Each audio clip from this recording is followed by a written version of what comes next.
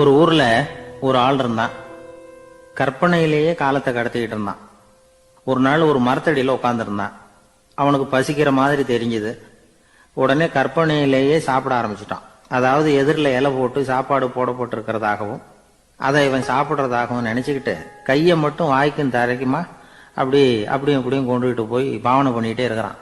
தூரத்துல இருந்து பாக்குறவங்களுக்கு இவன் ஏதோ பலமான விருந்து சாப்பிட்டுட்டு இருக்கிறான் அப்படின்னு தான் தோணும். அது மாதிரியே பண்ணிட்டு இருந்தான். அந்த வழியா ஒரு சன்னியாசி வந்துகிட்டு இருந்தார். இவனை பார்த்தார். என்ன இவன் இப்படி பண்ணிட்டு இருக்கிறானே அப்படின்னு நினைச்சாரு. கொஞ்ச நேரம் அவனையே உத்து பார்த்துக்கிட்டு இருந்தார். இவரை பார்த்ததும் அவன் இன்னமும் சுவாரஸ்யமா சாப்பிட ஆரம்பிச்சுட்டான். அப்பப்பா, என்ன இது, இந்த குழம்பு இவ்வளவு காரமா இருக்கு, என்னுடைய நாக்கே எரிஞ்சு போடும் போல இருக்க அப்படின்னு சொல்லிட்டு பக்கத்துல ஒரு குவளையை எடுத்து தண்ணி குடிக்கிறது மாதிரி பாவனை பண்றான். அப்பாடா, இப்போ கொஞ்சம் பரவாயில்ல அப்படின்னு சொல்லிட்டு குவளையை கீழே வைக்கிறது மாதிரி ஒரு பாவனை பண்றான். சன்னியாசி பார்த்தார். என்னப்பா, சாப்பாட்டுல காரம் அதிகமோ அப்படின்னார். ஆமா சுவாமி, ஞாபகம் மறதியில் கொஞ்சம் மிளகாய் அதிகமா சேர்த்துக்கிட்டேன் அப்படின்னா. சரி சாப்பிடு அப்படின்னு சொல்லிட்டார். அவன் சாப்பிட்டு முடிக்கிற வரைக்கும் பொறுமையா உட்காந்துருந்தார். அவன் அப்பாடா அப்படின்னு சொல்லிட்டு மறுபடியும் தண்ணி எடுத்து குடிச்சான். எல்லாம் கற்பனையிலேயே. அதுக்கப்புறம் சன்னியாசி பேச ஆரம்பிச்சார். இதை பாருப்பா, உன்னுடைய கற்பனையை நான் மெச்சுறேன். இருந்தாலும் உன் சாப்பாட்டுல ஒரு இனிப்பையும் வச்சிருக்கலாமே, ஏன் மிளகாய அளவுக்கு அதிகமா போட்டுட்டு அவஸ்தைப்படுறேன் அப்படின்னார்.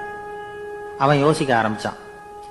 அதுக்கப்புறம் இவர் சொன்னார், இதை பாருப்பா, இனிமேல உன்னுடைய கற்பனையும் உயர்ந்ததாக இருக்கட்டும் அப்படின்னு உபதேசம் பண்ணிவிட்டு போனார். எப்பவும் உயர்வை பத்தியே சிந்திக்கணும். உயர்வு கிடைக்கலன்னா கூட அப்படி சிந்திக்கிறத நிறுத்தப்படாது அப்படிங்கிறார் திருவள்ளுவர். உள்ளுவது எல்லாம் உயர் உள்ளல், மற்ற அது தள்ளினும் தள்ளாமை நேர்த்து. ஊக்கம் இல்லாம உலகத்துல வாழ்ந்து பிரயோஜனம் இல்லை. அதனால உயர்வாகவே சிந்திக்கணும். அது நம்மளை ஊக்கப்படுத்தும். இது பெரிய ஒரு வாக்கு. இந்த உலகத்துல கற்பனையிலேயே வாழ்கிற சில கஞ்சர்களும் உண்டு.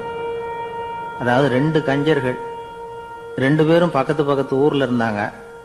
பொங்கல் சமயம் ஒரு கஞ்சன் தன்னுடைய மகனை கூப்பிட்டான்.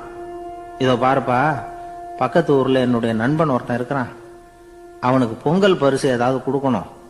நான் ஒரு 4 ஆட்டுக்குட்டியை தரேன், நீ கொண்டுகிட்டு போய் கொடுத்துட்டு வந்து விடுறியா அப்படின்னு கேட்டான். சரி, நான் புள்ள ஒரு பைய கையில் எடுத்துக்கோன்னா. அவன் எடுத்துக்கிட்டான். இந்த ஆட்டுக்குட்டி பிடிச்சிக்கோ அப்படின்னு சொல்லி ஒவ்வொன்னா போடுறேன் பார் அப்படின்னு சொல்லிட்டு 1 2 3 4 அப்படின்னு எண்ணிக்கிட்டே வெறும் சைகையாலேயே ஆட்டுக்குட்டியை பிடிச்சி போடுறது மாதிரி பாவனை பண்ணிட்டு இருக்கிறான். அவன் பிள்ளையும் அது ரொம்ப அக்கறையா வாங்கிக்கிறது மாதிரி வாங்கிட்டு அந்த பைய தூக்கிட்டு அடுத்த ஊருக்கு போறான். இவன் அங்க போய் சேர்ந்த நேரத்துல அந்த கஞ்சன் ஊர்ல இல்ல, எங்கேயோ வெளியில போயிருக்கிறான். அவனோட புள்ள மட்டும்தான் வீட்டுல இருந்தான். இவன் அவன்கிட்ட, இதை பாரு, எங்க அப்பா உங்க அப்பாவுக்கு ஆட்டுக்குட்டி கொடுத்து அனுப்பியிருக்கிறாரு, குடிச்சுக்கோ அப்படின்னு சொல்லி பாவனையிலேயே ஒவ்வொன்னா எடுத்து அவன்கிட்ட கொடுத்துட்டான். அவனும் வாங்கிட்டான் வாங்கறது மாதிரி. அப்புறம் சொன்னான், சரிப்பா, நானும் பதிலுக்கு ஏதாவது ஒன்னுகிட்ட கொடுக்கணும் இல்லையா, அதனால அந்த பைய புடி, ஒரு 10 எலுமிச்சம்பழம் தரேன், பதிலுக்கு அதை நீ எடுத்துட்டு போ அப்படின்னு சொல்லி கையாலேயே ஒவ்வொன்னா எடுத்து போடுறது மாதிரி பாவனை பண்ணிவிட்டான். அவனும் ரொம்ப நன்றி அப்படின்னு சொல்லிவிட்டு அதை வாங்கிட்டு போயிட்டான். கொஞ்ச நேரம் கழிச்சு வெளியில போயிருந்த அப்பங்காரன் திரும்பி வந்தான். புள்ள சொன்னான், அப்பா, உன்னோட நண்பர் அவருடைய மகன் மூலமா உனக்கு 6 ஆட்டுக்குட்டி கொடுத்து அனுப்பியிருந்தார். நானும் பதிலுக்கு ஒரு 10 எலுமிச்சம்பழம் கொடுத்து அனுப்பியிருக்கிறேன் அப்படின்னா. எப்படிடா கொடுத்தேன்னு கேட்டார் அப்பா. இப்படிதான் கொடுத்தேன்னு சொல்லி சைகையிலேயே காட்டினான். இதை பார்த்ததும் அப்பங்காரனுக்கு பயங்கரமா கோவம் வந்துட்டுது. பலார்னு அரைஞ்சுட்டான் பையனு. ஏன்பா அரைஞ்ச, 10 எலுமிச்சம்பழம் கொடுத்துட்டேனே அப்படிங்கிறதுக்காகவா அப்படின்னு கேட்டான். அது கூட பரவாயில்ல, நீ காட்டுற சைகையை பார்த்தா ஆரஞ்சு பழம் சைஸுக்கு இருக்குதே, அவ்வளவு பெருசா ஏன் கொடுத்த, அதுதான் எனக்கு கோபம் அப்படின்னா.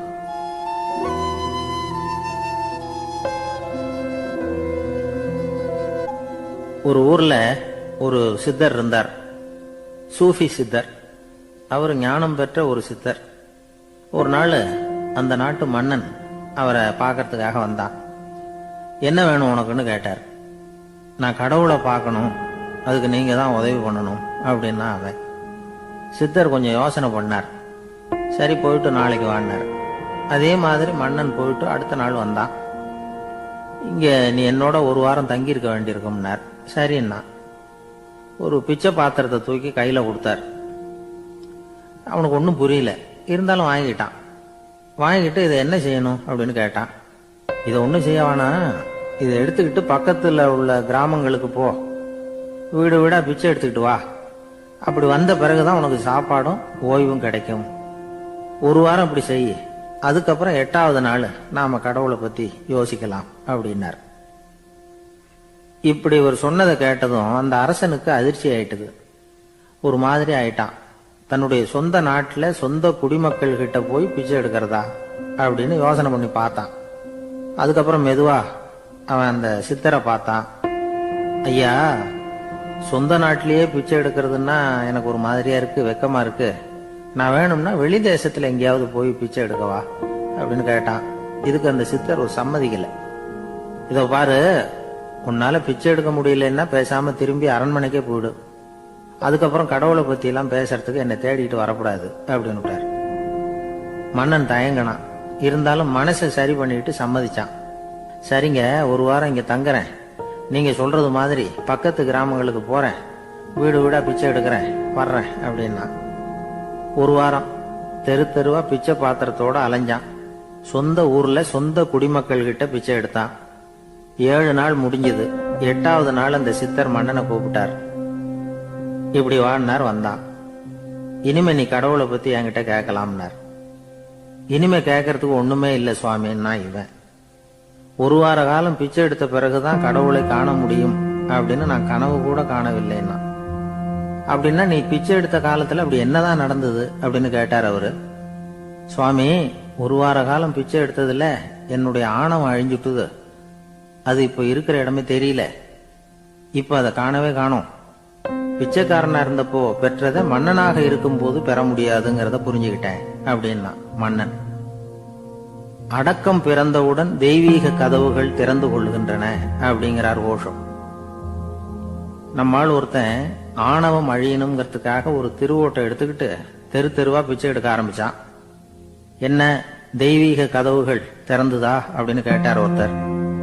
தெய்வீக கதவு திறக்கிறதுக்கு முன்னாடியே எங்க வீட்டு கதவு சாத்திக்கிட்டுதுன்னா. என்னடா சொல்றேன்னார். இனிமே வீட்டுக்குள்ளேயே வர வேணாம், இதையே தொழிலா வச்சுக்கோ அப்படின்னு எங்க வீட்டுல சொல்லிவிட்டாங்க சார் அப்படின்னா.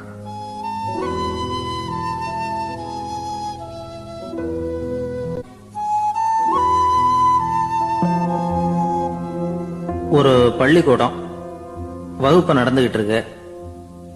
ஆசிரியர் பாடம் நடத்திக்கிட்டு இருக்கிறார். நடத்தி முடிச்ச உடனே கேட்டார், மாணவர்களே, இதுவரைக்கும் நான் நடத்தின பாடத்துல உங்களுக்கு ஏதாவது சந்தேகம் இருக்கா அப்படின்னு கேட்டார். அப்புறம் ஒவ்வொருத்தரா கேட்டார். ஒரு மாணவன் எழுந்திருச்சான். சார், எனக்கு சந்தேகம் எதுவுமே இல்லைன்னா. ஏன்னு கேட்டார். ஏன்னா எனக்கு நீங்க நடத்தின பாடம் தெளிவா புரிஞ்சுட்டுது, அதனால சந்தேகம் வரலன்னா.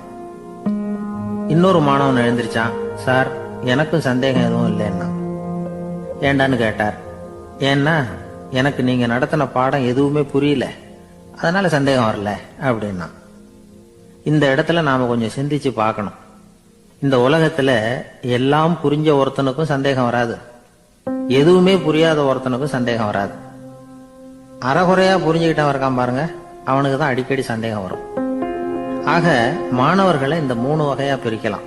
அதே மாதிரி தான் மனிதர்களையும் 3 வகையா பிரிக்கிறாங்க ஆன்மீகவாதிகள். ஒரு ஆன்மீக பெரியவர் என்ன சொல்றார் தெரியுமா? இந்த உலகத்துல 3 வகையான மனிதர்கள் இருக்கிறாங்களாம். முதல் வகை எப்படி தெரியுமா? இவங்களுக்கு எதையும் தெரிஞ்சுக்கணுங்கிற அவசியமே கிடையாது.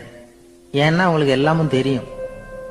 இவங்க ஞானத்தின் முழு வடிவா இருக்கிற காரணத்தினால அவங்களுக்கு எந்த சந்தேகமும் இல்லை, எந்த கேள்விகளும் கிடையாது. இந்த நிலையில இருக்கிறவன் கிருஷ்ணன். எல்லாத்துக்கும் விட தெரிஞ்சுக்கிட்ட நிலையில அவன் விடையாக மாறிவிட்டான் அப்படின்னு சொல்லுவாங்க. 2வது நிலையில இருக்கிறவன் அர்ஜுனன். இவனுக்கு எப்ப பார்த்தாலும் கேள்விதான், சந்தேகம்தான். பதில் சொல்ல சொல்ல அவனுக்கு இருக்கிற சந்தேகமும் அதிகமாகிட்டே இருக்கும், குறையவே குறையாது. அர்ஜுனன் மாதிரி உள்ளவங்க எப்பவும் கேள்வி கேட்டுக்கிட்டே இருப்பாங்க. ஒரு கேள்விக்கு விட கிடைச்சுட்டுன்னு வைங்க, உடனே இன்னொரு கேள்வி அவங்க கிட்ட இருந்து வரும். கிருஷ்ணனுடைய நிலை எப்படின்னா அது கேள்விகளே அற்ற ஒரு நிலை. அர்ஜுனனுடைய நிலை எப்படின்னா அது கேள்விகளை தவிர வேறு எதுவும் அற்ற ஒரு நிலை. இவங்களை தவிர இன்னொரு ஆள் இருக்கிறான், அவனுக்கும் கேள்விகள் அற்ற ஒரு நிலை தான். அவன் யாருன்னா துரியோதனன். இவனுக்கு தெரிஞ்சுக்கணுங்கிற எண்ணமே சுத்தமா கிடையாது. ஆவலே இல்லைங்கிறதுனால அதை புரிஞ்சுக்கணுங்கிற அவசியமும் இல்லை. அதனால அவனுக்கு கேள்விகள் அற்ற ஒரு நிலையில அவன் இருந்துகிட்டு இருக்கிறான். எல்லா பதிலும் தெரிந்து கொண்ட நிலையில கிருஷ்ணனும் கேள்விகள் அற்ற நிலையில இருக்கிறான். தெரிஞ்சுக்கணுங்கிற ஆவலே இல்லாத துரியோதனனும் கேள்விகள் அற்ற நிலையிலேயே இருக்கிறான். இப்படியும் இல்லாம அப்படியும் இல்லாம ரெண்டும் கெட்ட நிலையில இருக்கிறானே, அவன் தான் அர்ஜுனன். அதனால பெரியவங்கள்லாம் என்ன சொல்றாங்கன்னா, இந்த உலகத்துல அர்ஜுனன்களா இருக்கிறவங்க ஒண்ணு துரியோதனனா மாறிடணும், இல்லைன்னா கிருஷ்ணனா மாறிடணும். இதை தவிர வேற வாய்ப்பு இல்லை. துரியோதனன் மாதிரி உள்ளது விலங்கு நிலை, கிருஷ்ணன் மாதிரி உள்ளது தெய்வ நிலை. அர்ஜுனன் விலங்காவும் ஆக முடியல, தெய்வமாவும் ஆக முடியல. இப்படி ரெண்டும் கெட்டானா இருக்கிற வரைக்கும் இந்த கேள்விகளும் பிரச்சனைகளும் இருந்துகிட்டே தான் இருக்கும். இதுதான் பெரியவர்கள் சொல்லுகிற அனுபவ உண்மை. ஒரு ஆசிரியர் ரொம்பவும் விரிவா விளக்கமா பாடம் நடத்தின பிறகு, மாணவர்களே ஏதாவது சந்தேகம் இருந்தா கேளுங்கன்னாராம். ஒரு மாணவன் எழுந்திருச்சான். சார், எனக்கு ஒரு சந்தேகம்னா. என்னன்னு கேட்டார். இது வரைக்கும் என்ன பாடம் சார் நடத்துனீங்க அப்படின்னா அந்த பையன்.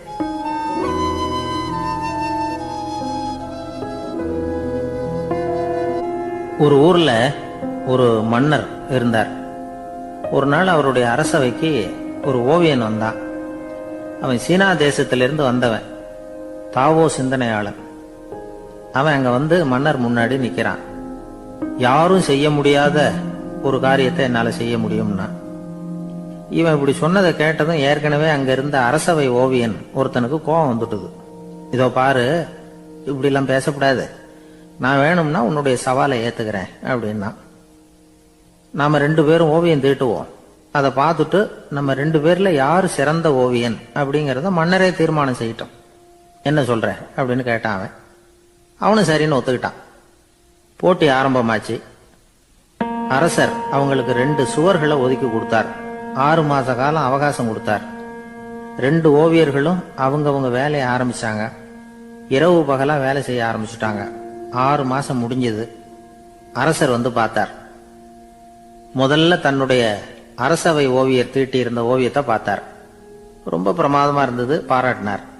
இதோ பாரு, உன்னுடைய ஓவியம் அற்புதமா இருக்கு, உயிரோட்டம் உள்ளதா இருக்குது, கலையின் உச்சமே இதுதான், இதை விட சிறந்த ஒரு ஓவியத்தை வேற யாராலையும் படைக்க முடியாது அப்படின்னார். அதுக்கப்புறம் அந்த சீன ஓவியன் கிட்ட போனார். எங்க உன்னுடைய ஓவியம்னு கேட்டார். திரைச்சீலையை விலக்கி விட்டு பாருங்கன்னா. மன்னர் அந்த திரைச்சீலையை விளக்குனார். உள்ள ஓவியம் இருக்க வேண்டிய இடம் கண்ணாடி மாதிரி தெரிஞ்சுது. அவன் அந்த 6 மாச காலமா அந்த சுவரை தேய்ச்சி தேய்ச்சி கண்ணாடி மாதிரி ஆக்கி வச்சிருக்கிறான். அதுக்கு நேரா எதிர் சுவர்ல அரசவை ஓவியன் தீட்டின ஓவியம் இருக்கு. அது எதிரில் இருந்த இந்த கண்ணாடியில பட்டு பிரதிபலிக்குது. மன்னர் யோசனை பண்ண ஆரம்பிச்சார். அப்புறம் அந்த சீன ஓவியனை பார்த்து கேட்டார். இதோ பாரு, நீ என்னுடைய ஆளை தோற்கடிச்சுட்ட அப்படிங்கறதுல சந்தேகம் இல்லை, ஆனாலும் எங்களை ஏமாத்தி இருக்கிற, எந்த ஓவியமும் நீ வரையிலையே அப்படின்னார். அரசே, இதுதான் உண்மையான ஓவியம், உயிருள்ள ஓவியம். இது மனோபாவங்களை பிரதிபலிக்கும், மாறுகின்ற காலங்களை அப்படியே காட்டும் அப்படின்னா அந்த சீன ஓவியன். கையால வரைகிற ஓவியங்கள்ல சலனம் இல்லை, கண்ணாடி அப்படி கிடையாது, சக்தியின் ஓட்டம் அதுல எப்பவும் இருந்துகிட்டே இருக்கும். கண்ணாடி மட்டுமே ஜீவன் உள்ள ஓவியமா இருக்க முடியுங்கிறத அந்த சீன ஓவியன் தெரிஞ்சு வச்சிருந்தான். ஏன்னா அவன் ஒரு தாவோ சிந்தனையாளன். ஒவ்வொரு குழந்தையும் இந்த கண்ணாடியோட தான் பிறக்குது. ஆனா நாம என்ன செய்யறோம்னா, ஓவியங்களை கண்ணாடி மீது பதிப்பிச்சு விடுறோம். கண்ணாடி நம்மளை பிரதிபலிக்குது. நம்முடைய அழகோ அவலட்சணமோ கண்ணாடியை பாதிக்கிறது இல்லை. ஏன்னா அதுக்கு மனம் கிடையாது. கடந்து போன வினாடியை பத்தி அது சிந்திக்கிறது இல்லை. அடுத்த கணத்தை பத்தின எதிர்பார்ப்பும் அதுகிட்ட கிடையாது. அதுதான் பற்றற்ற நிலை. மனிதனுக்கு தேவைப்படுறது அதுதான். கண்ணாடி கிட்ட இருந்து நாம கற்றுக்கொள்ள வேண்டிய பாடம் இது.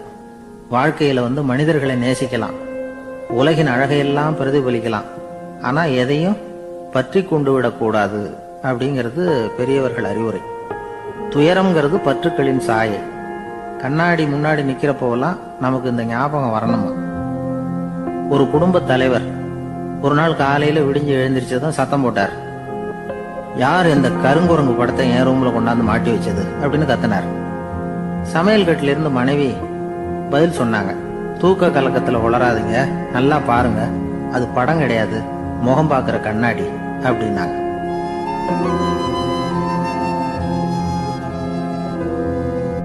ஒரு ஆளு வேகமா நடந்து போய்கிட்டு இருந்தான். அவன் வேகமா நடக்கிறதுக்கு காரணம் வெயில் காலம், காலில் செருப்பு இல்லை, மணல் பாதை, அதுதான் வேகம். காலில் செருப்பும் இல்லாம கையில குடையும் இல்லாம அந்த ஆளு வெயில்ல நடந்து போய்கிட்டு இருக்கிறான். அந்த சமயத்துல இன்னொருத்தன் குதிரை மேல ஏறி அந்த வழியா வந்துகிட்டு இருக்கிறான். அவன் காலில் செருப்பும் இருந்தது, கையில குடையும் இருந்தது. நடந்து போய்கிட்டு இருந்தவன் அந்த குதிரை ஆசாமியை பார்த்து கேட்டான், ஐயா, நீங்களும் குதிரை மேல உட்காந்துக்கிட்டு போய்கிட்டு இருக்கிறீங்க, அப்படி இருக்கிறப்போ உங்களுக்கு அந்த செருப்பு என்னத்துக்கு, அதை எனக்கு கொடுத்து உதவலாமே அப்படின்னா. குதிரை மேல உட்காந்துருந்தவன் யோசனை பண்ணி பார்த்தான், இவன் சொல்றது நியாயம்தானே அப்படின்னு சொல்லி தன்னுடைய செருப்பை கழட்டி அந்த வழிபோக்கனுக்கு கொடுத்துட்டான். ரொம்ப நல்லதுங்க அப்படின்னு சொல்லி இவன் அதை வாங்கி காலில் மாட்டிக்கிட்டான்.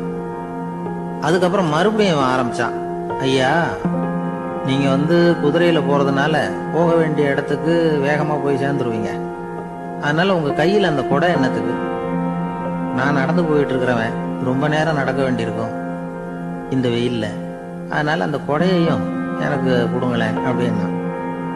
குதிரை வீரன் யோசனை பண்ணி பார்த்தான், இதுவும் நியாயம்தானே அப்படின்னு அவனுக்கு தோணுச்சு. உடனே இறக்கப்பட்டு தன் காலில் இருந்த செருப்பை கொடுத்தது மாதிரியே தன் கையில் இருந்த கொடையையும் இவங்கிட்ட கொடுத்துட்டான். அதுக்கப்புறம் அவன் நிம்மதியா புறப்பட்டான். இப்ப மறுபடியும் கை தட்டி அவனை நிறுத்தினான். கீழே நின்றுட்டு இருந்தவன், என்னப்பா ஏன் என்ன நிறுத்தின, இன்னும் ஏதாவது வேணுமா உனக்கு அப்படின்னா குதிரையில இருந்தவன். இவன் மெதுவா வாயை திறந்து அந்த குதிரையையும் என்கிட்ட கொடுத்துருங்களேன்னா. அந்த குதிரை வீரன் இப்போ ஒரு கணம் யோசனை பண்ணி பார்த்தான். உடனே என்ன பண்ணான் தெரியுமா, தன்கிட்ட இருந்த குதிரை சவுக்கை எடுத்தான். குதிரை சவுக்கால அந்த ஆளை வாங்குவாங்கன்னு வீசி தள்ளிவிட்டான். இவ்வளவு சவுக்கடியும் வாங்கிட்டு இந்த ஆள் என்ன பண்ணான் தெரியுமா, சிரிக்கிறான். அடி வாங்கிட்டு யாராவது சிரிப்பாங்களா? குதிரை வீரனுக்கு ஒன்றும் புரியல. என்னப்பா அது, ஏன் இப்படி அடி வாங்கிட்டு இப்படி சிரிக்கிறியே அப்படின்னு கேட்டான். இப்ப அந்த வழிபோக்கன் சொல்றான், ஐயா, நான் இப்படி சிரிக்கிறதுக்கு காரணம் இருக்கு. இப்படி குதிரை கேட்டு உங்ககிட்ட அடி வாங்கலைன்னு வச்சுக்கோங்க, என் உயிர் உள்ள வரைக்கும் மனசுல ஒரு தவிப்பு இருந்துகிட்டே இருக்கும். செருப்பையும் கொடையையும் கேட்ட உடனே கொடுத்தவன் குதிரையையும் கேட்டிருந்தா கொடுத்துருப்பானோ அப்படிங்கிற பேராசையில ஏங்கிக்கிட்டே இருந்திருப்பேன். இப்போ உங்ககிட்ட அடி வாங்கின பிறகு என்னுடைய அந்த சந்தேகம் தீர்ந்து போச்சு. என்னுடைய ஆசைக்கு எல்லை எது அப்படிங்கறத எனக்கு புரிஞ்சுட்டுது அப்படின்னு சொல்லிவிட்டு அவன் நடக்க ஆரம்பிச்சுட்டானான். ஆசைக்கும் எல்லை உண்டு அப்படிங்கிறத விளக்கறதுக்காக வாரியார் சுவாமிகள் சொல்ற கதை இது. இந்த காலத்திலயும் ஒருத்தன் அது மாதிரி கொடை செருப்போட குதிரையில போய்கிட்டு இருந்தான். எதிரில் நடந்து வந்தவன், ஐயா, உங்க கொடையை எனக்கு கொடுங்களேன்னு கேட்டான். உடனே அவன் குதிரையிலிருந்து கீழே குதிச்சு அவனை சாட்டையால் அடிக்க ஆரம்பிச்சுட்டான். இன்னொருத்தர் அந்த வழியா வந்தவர் இதை பார்த்தார். ஏன்பா, அவன் கேட்டான், உன்னால முடியலன்னா இல்லைன்னு சொல்லிட வேண்டியது தானே, அதுக்காக ஏன் இப்படி அவனை போட்டு அடிக்கிறேன்னு கேட்டார். உங்களுக்கு விவரம் புரியாது சார், காலம் ரொம்ப கெட்டு போச்சு, கேட்டதை கொடுத்தேன்னு வச்சுக்கோங்க, இந்த குதிரையே என்னோடது, அவன் திருடிக்கிட்டு போறான் அப்படின்னு என் பேர்ல புகார் கொடுக்க ஆரம்பிச்சிருவான் சார் அப்படின்னா. அது எப்படி அவ்வளவு உறுதியா சொல்றேன்னு கேட்டார் அவரு. ஏற்கனவே அது மாதிரி ஒருத்தன் பேர்ல புகார் கொடுத்துட்டு தான் இந்த குதிரையை நான் தள்ளிட்டு வந்துகிட்டு இருக்கிறேன் அப்படின்னா. ஒரு காட்டுல ஒரு நரி இருந்தது. ஒரு நாள் காலை நேரம் அது தன்னுடைய இருப்பிடத்துல இருந்து வெளியில வந்தது. கொஞ்சம் தூரம் நடந்து வந்தது. அப்பதான் அது தன்னோட நிழலை கவனிச்சு பார்த்தது. பார்த்தா அது ரொம்ப நீளமா பெருசா இருக்குது. காலை நேரத்துல நிழல் அப்படித்தானே இருக்கும். ஆனா அந்த நரிக்கு அந்த விஷயம் தெரியல. தன்னுடைய நீண்ட பெரிய நிழலை பார்த்து ஆச்சரியப்பட்டது. ஆஹா, நாம இவ்வளவு பெருசாவா இருக்கிறோம் அப்படின்னா என்னுடைய காலை சாப்பாட்டுக்கு ஒரு யானை இல்லைன்னா ஒரு ஒட்டகம் கிடைச்சாதான் சரியா இருக்கும் போல இருக்கு அப்படின்னு முடிவு பண்ணிட்டு உடனே ஒரு யானை அல்லது ஒட்டகத்தை தேடி அலைஞ்சது. எங்க கிடைக்கும்னு கிடைக்கவே இல்லை. மத்தியானம் 12 மணி ஆயிட்டுது. பசியோட அலையுது. இப்ப தன்னோட நிழலை பார்த்தது. அது மத்தியான நிழல் எப்படி இருக்கும், அது ரொம்பவும் குறுகி போய் தெரிஞ்சது. உடனே அந்த நரி என்ன நினைச்சுக்கிட்டு தான் தெரியுமா, காலை ஆகாரம் சாப்பிடாததுனால நம்ம உடம்பு இப்படி அழிச்சு போட்டுதே அப்படின்னு நினைச்சுக்கிட்டு தான். கொஞ்ச நேரம் கழிச்சு மறுபடியும் தன்னுடைய நிழலை பார்க்குது. அது இன்னமும் குறுகி போய் காலடியிலேயே வந்துட்டுது. அதுக்கு பயமா போயிடுது. ஐயோ, இன்னும் கொஞ்ச நேரத்துல நாம இறந்துருவோம் போல இருக்க, இப்ப என்ன செய்யறது இந்த சமயத்துல ஒரு எறும்பு கிடைச்சா கூட போதும், அதை நம்ம காலை ஆகாரமா நினைச்சு சாப்பிட்டுள்ளாமே அப்படின்னு நினைச்சுதான். நம்முடைய நிழல் கூட நம்மள மாதிரியே தான் அடிக்கடி மாறிக்கிட்டே தான் இருக்குது. அது எப்பவும் ஒரே மாதிரி இருக்கிறது இல்ல. மனிதனுக்கு ஏற்படுகிற தன்முனைப்பு இருக்கு பாருங்க, ஈகோ, அது கூட ஒரு நிழல் மாதிரி தானா. அப்படி நினைக்க ஆரம்பிச்சுட்டா அதனால ஏதும் பிரச்சனை வராதான். தன்முனைப்பை நிழல் போலவே ஏற்றுக்கொள்ளுங்கள் அப்படிங்கிறது பெரியவங்க கருத்து. ஒரு காரியத்தை வெற்றிகரமா நல்ல விதமா செஞ்சு முடிக்கிறோம்னு வச்சுக்கோங்க, அந்த சமயத்துல ஒரு வித நுட்பமான தற்பெருமை நமக்குள்ள உண்டாகுது. இது இயற்கையானது, அதனால இது மேல பற்று வைக்கக்கூடாது. அப்படி வைக்க ஆரம்பிச்சுட்டா அந்த தற்பெருமை ஒரு நிரந்தர விருந்தாளியா நம்ம கிட்ட தங்கிக்கும். நம்ம நிழல் எப்படின்னு பாருங்க, நாம நடக்கும் பொழுது நம்ம பின்னாடியே வரும். தன்முனைப்பையும் அப்படியே நினைச்சுக்குங்க. நிழல் யாருக்கும் எந்த பிரச்சனையையும் உண்டாக்குறது இல்லை. ஆனா அந்த நிழலை கண்டே நாம பயப்பட ஆரம்பிச்சுட்டா நாம எதுலையும் வெற்றி காண முடியாது. நிழலோட சண்டை போடக்கூடாது. அது மாதிரி தன்முனைப்போடவும் நாம சண்டை போட வேண்டியதில்லை. இல்லாத ஒன்றோடு சண்டை போடுறது எப்படின்னா, அது இருட்டோட சண்டை போடுறது மாதிரி. நாம நிழல் கிடையாது, நம்ம கிட்ட இருக்கிற தன்முனைப்பு ஒரு நிழல். நம்ம நிழலையும் நமக்கு சமமா பாக்குறோம் பாருங்க, அங்கதான் சிக்கலே ஆரம்பம். இப்போ நாம நடந்து போய்கிட்டு இருக்கிறோம், நம்ம நிழல் தரையில விழுது. யாரோ ஒருத்தர் நம்ம நிழல் மேல காலை வச்சு நடந்து போறார். உடனே அவர்கிட்ட சண்டைக்கா போறோம், ஏண்டா என் நிழலை மிதிச்ச அப்படின்னு. நமக்கு தெரியும் அது நிழல் தாங்கிறது. அவர் உங்க மேல நடக்கல, உங்களுடைய நிழல் மேலதான் நடக்கிறார். அது மாதிரி உங்க தன்முனைப்பின் மேல யாராவது நடந்தா உங்களை அவமானப்படுத்துறதா நினைக்கிறீங்க. காரணம், நாமளும் நம்ம தன்முனைப்பும் ஒண்ணுங்கிற நினைப்பு தான் காரணம், மற்றபடி வேற ஒண்ணும் கிடையாது. நம்ம நிழல் மேல நடக்கிறவர் நம்மளை காயப்படுத்துறது இல்லை. தன்முனைப்பை வேண்டாத ஒன்னாவும் பார்க்க வேண்டியதில்லை. அது இயற்கை. நிழலை உங்க முன்னாடி வைக்க வேணாம், அது உங்க பின்னாடியே இருக்கட்டும். நிழலின் நிழலாகி விடாதீர்கள், நீங்கள் நீங்களாகவே இருங்கள். இதுதான் சான்றோர் சிந்தனை. ஒரு பேருந்துல ஒரே நெரிசல். ஒருத்தர் பக்கத்துல நின்றுகிட்டு இருந்தவர்கிட்ட ரொம்ப பணிவா விசாரிச்சார், ஏன் சார் நீங்க ஏதாவது பெரிய உத்தியோகத்துல இருக்கிறீங்களா அப்படின்னார். அப்படிலாம் ஒண்ணும் இல்லைங்கன்னார் அவரு. அப்படின்னா வேற ஏதாவது அரசியல்ல பெரிய பதவியில் இருக்கிறீங்களா அப்படின்னு கேட்டார். அதுவும் இல்லைங்கன்னார். சரி, பணமாவது அதிகமா வச்சிருக்கீங்களா அப்படின்னு கேட்டார். அப்படிலாம் ஒன்றும் கிடையாது சார்னார் அவரு. அப்புறம் எதுக்குடா என் காலை மிதிச்சுக்கிட்டு இருக்கிற, எடுறா காலை அப்படின்னாராம் இவர். ஒரு ரயில் வேகமா போயிட்டு இருக்கு. அது ஒரு ரயில்வே ஸ்டேஷன்ல கொஞ்ச நேரம் நின்னுது. அப்போ அதுல ஒரு ஆள் ஏறினார். தலையில ஒரு மூட்டையை வச்சிருந்தார். மூட்டையை தலையில சுமந்துக்கிட்டே உள்ள வந்தாரு. மூட்டையை தலையில சுமந்துக்கிட்டே ஒரு இடத்துல உட்கார்ந்தார். ரயில் மறுபடியும் புறப்பட்டது. இவர் தன் தலையில இருந்த மூட்டைய கீழே இறக்கி வைக்கணும்ல, வைக்கல, சுமந்துக்கிட்டே வர்றார். எதிரில் உட்கார்ந்துருந்தவர் கேட்டார், ஏங்க ஏன் இப்படியே உட்கார்ந்துருக்கிறீங்க தலையில மூட்டையை வச்சுக்கிட்டு, மூட்டையை கீழே இறக்கி வைக்கலாமே அப்படின்னார். வேணாங்க, பாவம், தலையில இருக்கிற மூட்டையை இறக்கி ரயில்ல வச்சா ரயிலுக்கு பாரம் அதிகமா இருக்கும் அப்படின்னார் அவரு. இப்படி ஒரு ஆளை பார்த்தா நமக்கு சிரிப்பு தான் வரும். ஏன்னா ரயிலுங்கிறது அந்த மூட்டையையும் சேர்த்து சுமந்துக்கிட்டு தான் போகுது. அவன் அந்த மூட்டையை தலையில வச்சிருந்தாலும் ஒண்ணுதான், தரையில வச்சிருந்தாலும் ஒண்ணுதான். அதனால ரயிலுக்கு எந்த மாற்றமும் ஏற்பட போறதில்லை. அதே மாதிரி தான் நம்ம மனமும். இதுவும் ஒரு தேவையில்லாத சுமை, அனாவசியமா சுமந்துக்கிட்டு இருக்கிறோம். இத கீழே இறக்கி வச்சுட்டா வாழ்க்கை பிரயாணம் சுகமா இருக்கும். ரயில் பிரயாணம் பண்ற அந்த ஆள் மூட்டையை சுமக்கிறான், வாழ்க்கை பிரயாணம் பண்ற நாம மனசை சுமக்கிறோம். இது ரெண்டுக்கும் எந்த வித்தியாசமும் இல்லை. மனசை கீழே இறக்கி வச்சுட்டா பாரம் இல்லாமல் வாழலாம், பறவைகள் மாதிரி பறக்கலாம், குழந்தைகள் மாதிரி கள்ளங்கபடம் இல்லாம வாழலாம். இந்த வெளி உலகத்துல நாம நிலை பெற்று இருக்கணும், வேரூன்றி இருக்கணும். அதே சமயம் நம்முடைய உள் வெளியில ஆன்மீக வாழ்க்கையில பாரம் இல்லாம இருக்கணும். அப்போ பறக்கணும், நதியை போல ஓடணும், மிதக்கணும். பயணம் சுகமா இருக்கும், களைப்பு தெரியாது, கவலை தெரியாது. ஒரு சீடன் போதி தர்மரை நாடி வந்தான். குருவே, நீங்கள் என்ன வெறுமையாக இருக்க சொன்னீங்க, நான் இப்ப மறுபடியும் வெறுமையானவன் ஆகிட்டேன், அதனால இப்ப என்ன செய்ய சொல்றீங்க என்ன அப்படின்னு சொல்லி நின்னான். உடனே அந்த குரு பக்கத்துல இருந்த ஒரு குச்சியை எடுத்து அவன் தலையில அடிச்சு, போய் அந்த வெற்றுத்தன்மையையும் வீசி எறிந்து விட்டு வா அப்படின்னார். நான் இப்போ காலியா இருக்கிறேன்னு ஒருத்தன் சொல்றான்னு வச்சுங்க, அது உண்மை இல்லை. ஏன்னா இன்னமும் அதுல நான்கிற எண்ணம் இருக்குது. எந்த சிந்தனையும் இல்லாம இருக்கிறது கடினம்தான். ஆனாலும் மனிதன் அதுல உள்ள நுட்பத்தை புரிஞ்சுக்கிட்டான்னா இவ்வளவு தூரம் தூக்கி சுமந்துக்கிட்டு வந்த அந்த மனதின் முட்டாள்தனத்தை அவனே பார்த்துட்டு சிரிப்பான். இதுதான் பெரியவங்க சொல்லியிருக்கிற ஆலோசனை. நம்மால் ஒருத்தன் தலையில ஒரு பெரிய மூங்கில் கூடையோட ரயில்ல உட்கார்ந்தான். கூடை தலையில இருந்தது, கீழே இறக்கி வைக்கல. எதிரில் இருந்தவர் கேட்டார், ஏங்க எதுக்காக அதை அனாவசியமா சுமந்துகிட்டே இருக்கீங்க, கீழே இறக்கி வைங்களேன்னார். இல்லைங்க, நான் வீட்டை விட்டு புறப்படும் பொழுதே என் பையன் சொல்லிவிட்டான் கூடைய தலையை விட்டு இறக்கக்கூடாதுன்னு அப்படின்னார்.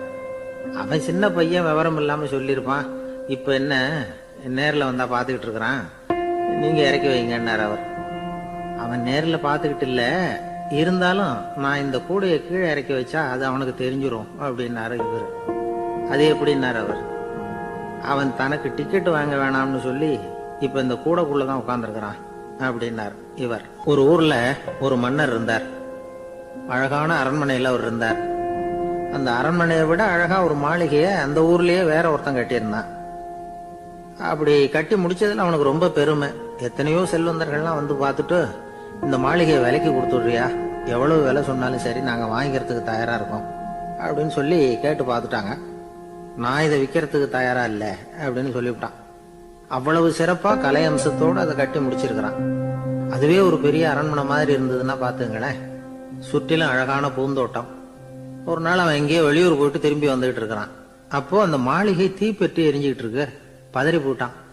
விலைக்கு கேட்டவங்க யாராவது இதை செஞ்சிருக்கணும், இல்லைன்னா மன்னரே செய்த சதியோ என்னவோ, இப்படிலாம் அவனுக்கு சந்தேகம். ஒரு மூலையில உட்காந்து அழ ஆரம்பிச்சுட்டான். அந்த சமயத்துல அவனுடைய மகன் அங்க ஓடி வந்தான். அப்பா அழாதீங்க, இதை நான் நேத்து ராத்திரியே நம்ம ஊர் மன்னருக்கு வித்துட்டேன். இதை கட்டி முடிக்க நமக்கு எவ்வளவு செலவாச்சோ அதை போல 3 மடங்கு விலைக்கு வித்துட்டேன், கவலைப்படாதீங்க. இதை விட அழகான மாளிகையை நாம புதுசா கட்டிக்கலாம்னா. இதை கேட்டதும் அழுதுகிட்டு இருந்தவன் அழுகையை நிறுத்தினான், சிரிக்க ஆரம்பிச்சுட்டான். இதே இடத்த நான் மன்னர்கிட்ட இருந்து விலைக்கு வாங்குவேன், இதை விட அழகான மாளிகையை கட்டுவேன் அப்படின்னு சுத்தி நின்ன எல்லார்கிட்டையும் சொல்லிக்கிட்டு இருந்தான். இந்த சமயத்துல அவனோட இளைய மகன் ஓடி வந்தான். அப்பா, அண்ணன் சொன்னதெல்லாம் சரிதான், மன்னர்கிட்ட விலை பேசினதெல்லாம் உண்மைதான். ஆனா வித்தது பேச்சு அளவுல தான். இனிமேதான் பத்திரம் வாங்கணும், எழுதணும், நீங்க கையெழுத்து போடணும், பதிவு பண்ணணும், மன்னர்கிட்ட பணம் வாங்கணும். அதுக்காகத்தான் உங்களை எதிர்பார்த்துக்கிட்டு இருந்தோம். அதுக்குள்ள இப்படி ஆயிட்டுதுன்னா. இப்ப சிரிச்சுக்கிட்டு இருந்தாவன் சிரிப்பை நிறுத்தினான். மறுபடியும் குழந்தை மாதிரி அழ ஆரம்பிச்சுட்டான்.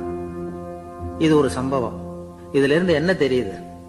அந்த அழகான மாளிகை தன்னுடையது அப்படின்னு நினைக்கும் பொழுது அவனுக்கு அழுகை வந்தது. அது தன்னுடையது இல்லை அப்படின்னு நினைக்கிற போது சிரிப்பு வந்தது. மறுபடியும் அது தன்னுடையதுதான் அப்படிங்கிற உணர்வு வரும்பொழுது அழுகை. எது எதிலிருந்து நீ நீங்கி இருக்கிறாயோ அது அதிலிருந்து உனக்கு துன்பம் இல்லை அப்படிங்கிறார் திருவள்ளுவர். இந்த உடம்பு என்னுடையதில்லை அப்படிங்கிற உணர்வு வந்துட்டா அது ஒரு பெரிய நிலை. அந்த நிலை வரணும். எல்லாத்தையும் பயன்படுத்திக்கலாம், ஆனா பற்றுல விழுந்துடக்கூடாது. உலகத்தில் இருங்கள், ஆனால் உலகத்தவராக இருக்காதீர்கள். உலகிற்குள் இருங்கள், உலகம் உங்களுக்குள் வந்துவிட அனுமதிக்காதீர்கள். விலகி இருங்கள், விழித்திருங்கள், மௌனமாய் பார்த்திருங்கள் அப்படிங்கிறது சான்றோர் கருத்து.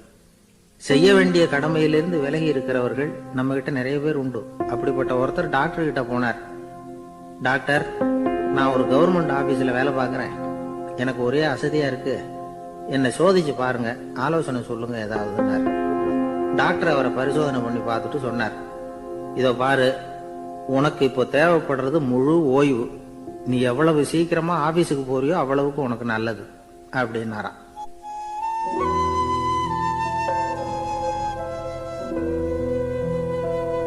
எனக்கு தெரிஞ்ச ஒருத்தர் இருக்கார். அவரு ஒரு பெரிய காவல்துறை அதிகாரி, ரொம்ப கண்டிப்பானவர். அவரை கண்டாவே எல்லாரும் பயப்படுவாங்க. அப்படிப்பட்டவர் வீட்டுக்கு போனா அப்படியே அடியோட மாறிடுவார். அங்க போய் பாத்தீங்கன்னா குழந்தைகளோட குழந்தையா அவர் விளையாடிக்கிட்டு இருப்பார். அலுவலக சமயத்துல பாத்தீங்கன்னா குதிரை முதுகுல அவர் உட்கார்ந்துருப்பார். வீட்டுல பாத்தீங்கன்னா அவர் முதுகுல குழந்தை உட்கார்ந்துருக்கும். அவரு குதிரை மாதிரி போயிட்டு இருப்பார். இது எப்படிங்க முடியுது உங்களால அப்படின்னு கேட்டாங்க.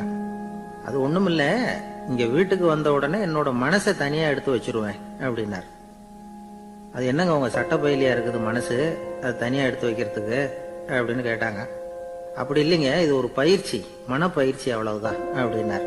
இப்படி சமயம் பார்த்து மனசை தனியா வச்சுட தெரிஞ்சவங்க வாழ்க்கையில எப்பவும் உற்சாகமா இருப்பாங்க அப்படிங்கிறது பெரியவங்க கருத்து. ஒரு டாக்டர் ஆஸ்பத்திரியில் இருக்கிற வரைக்கும் டாக்டரா இருக்கலாம், அவர் மனைவிட்டையும் அவர் டாக்டரா இருக்க வேண்டிய அவசியம் இல்லை. ஒரு வக்கீல் கோர்ட்ல இருக்கிற வரைக்கும் வக்கீலா இருக்கலாம், வீட்டுக்கு வந்ததுக்கு அப்புறமும் வக்கீலா இருக்க வேண்டிய அவசியம் கிடையாது. வீட்டுல குழந்தைகள் கிட்ட விளையாடும் பொழுதும் அதுகள் கிட்ட ஃபீஸ் கேட்டுட்டு இருக்க கூடாது. நாம எப்படி இருக்கணும்னு பெரியவங்க சொல்றாங்கன்னா, மனசோட சேரப்படாதான், அப்படி சேராம வாழ்க்கையை கவனிக்கணுமா. மனசை அப்படியே தனியா எடுத்து பக்கத்துல வச்சுடணும். அப்படின்னா அதை அப்படியே தூக்கி எறிஞ்சுடு அப்படின்னு அர்த்தம் இல்லை. ஏன்னா மனசுங்கிறது நமக்கு உபயோகப்படக்கூடிய ஒண்ணுதான். எப்ப எப்போ அது தேவையோ அப்பப்போ எடுத்து உபயோகப்படுத்திக்கணும். தேவைப்படுறப்போ எடுத்து கண்ணாடியை மாட்டிக்கிறோம்ல, படிக்கும் பொழுது கண்ணாடி தேவைப்படுது, எடுத்து மாட்டிக்கிறோம் இல்லையா, அது மாதிரி கணக்கு போடுறதுக்கு மனசு தேவை. கடைக்கு போய் ஒரு பொருள் வாங்குறோம், காசு கொடுக்குறோம், மீதி சில்லறை சரியா இருக்கா அப்படின்னு எண்ணி பார்த்து வாங்க வேண்டியிருக்கு. அந்த சமயத்துல மனசை எடுத்து தனியா வச்சுட்டேன் அப்படின்னு சொல்லிட்டு இருக்க கூடாது. பரீட்சைக்கு படிக்க வேண்டியிருக்குது, படிச்சதையெல்லாம் அப்படியே நினைவுல வச்சுக்க வேண்டியிருக்கு, அந்த சமயத்துல மனசை தூக்கி எறிஞ்சுட்டேன் சார் அப்படின்னு சொல்லிட்டு இருக்க கூடாது. அப்படி சொன்னா பரீட்சை நம்மளை தூக்கி எறிஞ்சிடும். அதனால தேவைப்படுறப்போ மனசை உபயோகப்படுத்தணும், தேவையில்லாதப்போ அது தனியா ஓய்வு எடுத்துக்க விட்டுடணும். இப்படி நாம பழக்கப்படுத்திக்கிட்டா வாழ்க்கைங்கிறது நமக்கு புதுசா தெரியுமா. மனசுக்கும் ஒரு சக்தி கிடைக்கும். எந்திரங்களுக்கு ஓய்வு கொடுக்கற மாதிரி மனசுக்கும் ஓய்வு கொடுக்கணும், இல்லைன்னா அது களைச்சு போயிடும். குழந்தைகள் மனசை சுமந்துகிட்டு இருக்கிறது இல்ல, இது முதியவர்கள் குழந்தைகள் கிட்டே இருந்து கத்துக்க வேண்டிய ஒரு பாடம். ஆனாலும் இந்த கால குழந்தைகள் கிட்ட ரொம்ப எச்சரிக்கையா இருக்க வேண்டியிருக்கு. ஒரு தாத்தாவும் பேரனும் விளையாடிக்கிட்டு இருக்கிறாங்க. தாத்தா, எனக்கு சைக்கிள் ஓட்ட கத்து கொடு அப்படிங்கிறான் பேரன். சைக்கிள் உயரம் கூட இல்ல, அதுக்குள்ள சைக்கிள் ஓட்டணுமா அப்படின்னாரு தாத்தா. ஏன் தாத்தா, ரயில் ஓட்டுறாரே, அவர் என்ன ரயில் நீளமா இருக்கார் அப்படின்னு கேட்டானா அந்த பையன்.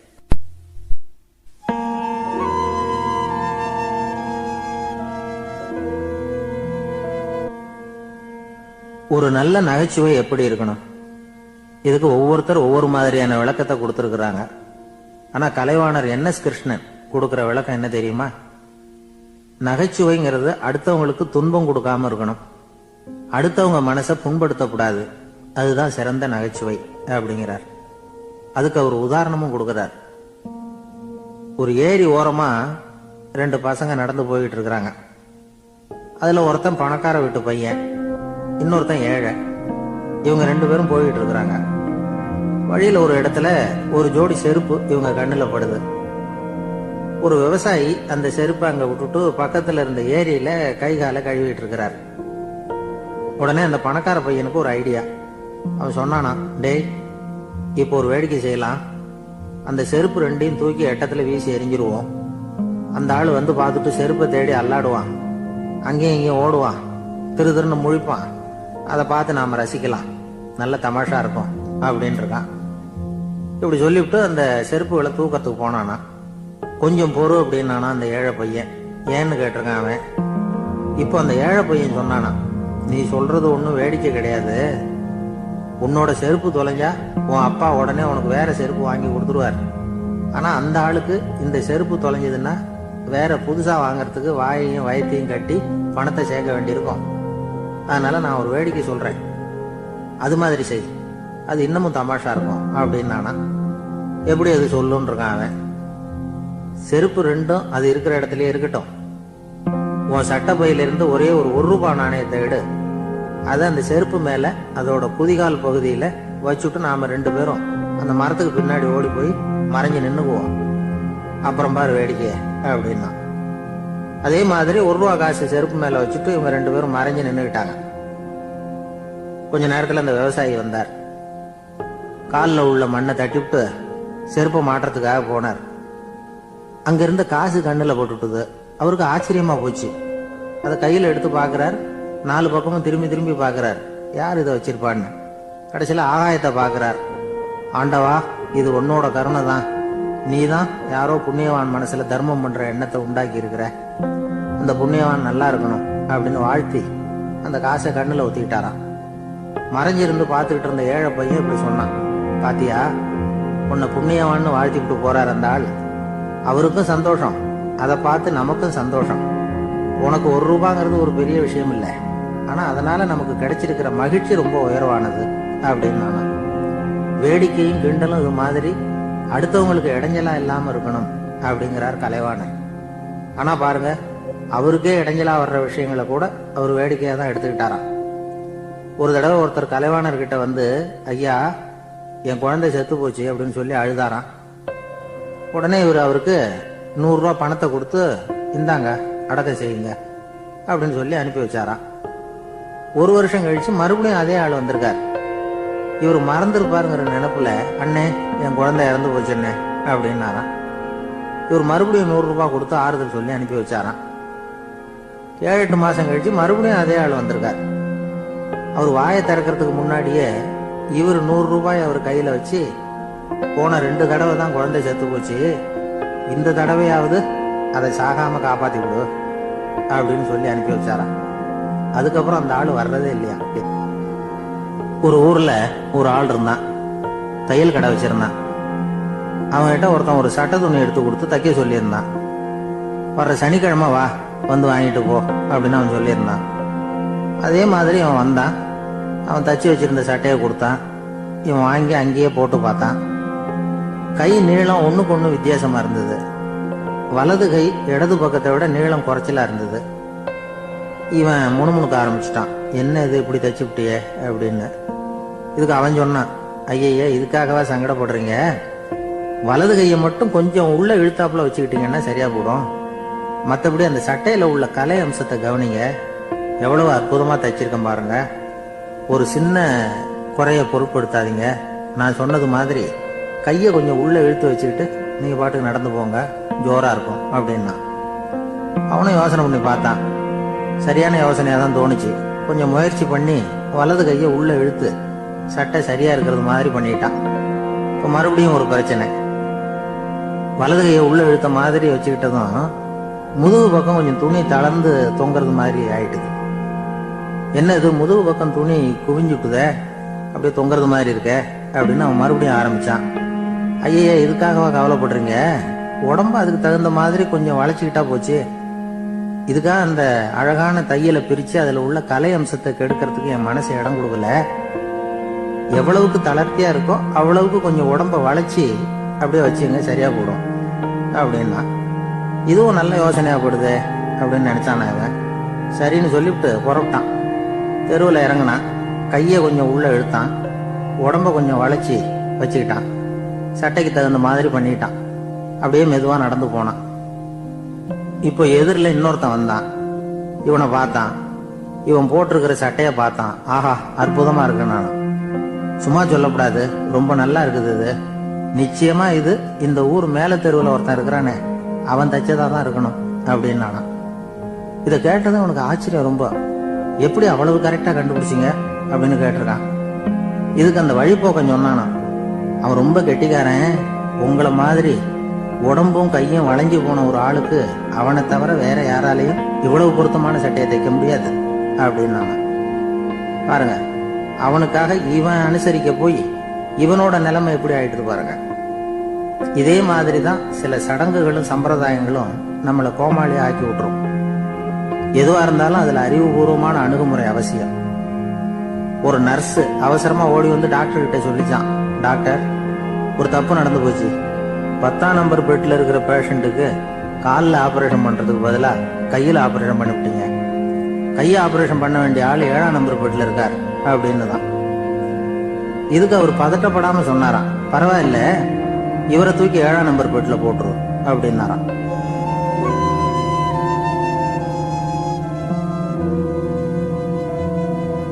ஒரு ஆள் இருந்தார். அவரு தன்னை ஒரு குருன்னு சொல்லிக்கிட்டார். மௌன குரு, வாயை திறக்கிறது இல்ல. அவருக்கு 2 சீடர்கள் உண்டு. இவங்க தான் வர்றவங்க கிட்ட பேசுவாங்க, விளக்கம் கொடுப்பாங்க. ஒரு நாள் இந்த சீடர்கள் 2 பேரும் எங்கேயோ வெளியில போயிட்டாங்க. அந்த நேரம் பார்த்து ஒருத்தர் அங்க வந்தார். குரு கிட்ட போனார். குருவே, புத்தர்னா என்ன அப்படின்னு கேட்டார். குருவுக்கு ஒன்னும் புரியல. அவர் உண்மையான குருவா இருந்தாவில புரியும். திருன்னு முழிக்க ஆரம்பிச்சார். இந்த நேரம் பார்த்து இந்த சீடர்களும் எங்கேயோ போயிட்டாங்களே, என்ன பண்றது, உதவிக்கு யாராவது கிடைக்க மாட்டாங்களா அப்படின்னு அப்படி சுற்றும் முற்றும் பார்த்தார். வந்தவர் இதை கவனிச்சார். ஏதோ புரிஞ்சுக்கிட்ட மாதிரி அடுத்த கேள்வியை கேட்டார். தர்மம்னா என்ன சுவாமி அப்படின்னார். குருவுக்கு ரொம்ப சங்கடமா போச்சு. நம்ம நிலைமை இப்படி ஆயிட்டுதே, இக்கட்டில் விட்டுட்டு போயிட்டாங்களே, எங்கேயோ இப்படி மாட்டிக்கிட்டோமே அப்படின்னு சொல்லி விட்டத்தை பார்த்தாராம். அப்புறம் குனிஞ்சு தரைய பார்த்தார். அப்படியே உட்காந்துட்டார். வந்தவர் உடனே அடுத்த கேள்விக்கு போயிட்டாராம். தியானம்னா என்ன சுவாமின்னாராம். பாவம் என்ன பண்ணுவார் அந்த குரு, பேசாம கண்ணை கெட்டியா மூடிக்கிட்டார். இது ஏதடா வம்பா போச்சுன்னு. இவர் இப்படி பண்ணா கூட வந்தவர் சளைக்கல. இன்னொரு கேள்வியும் கேட்டார். ஆசீர்வாதம்னா என்னன்னாராம்.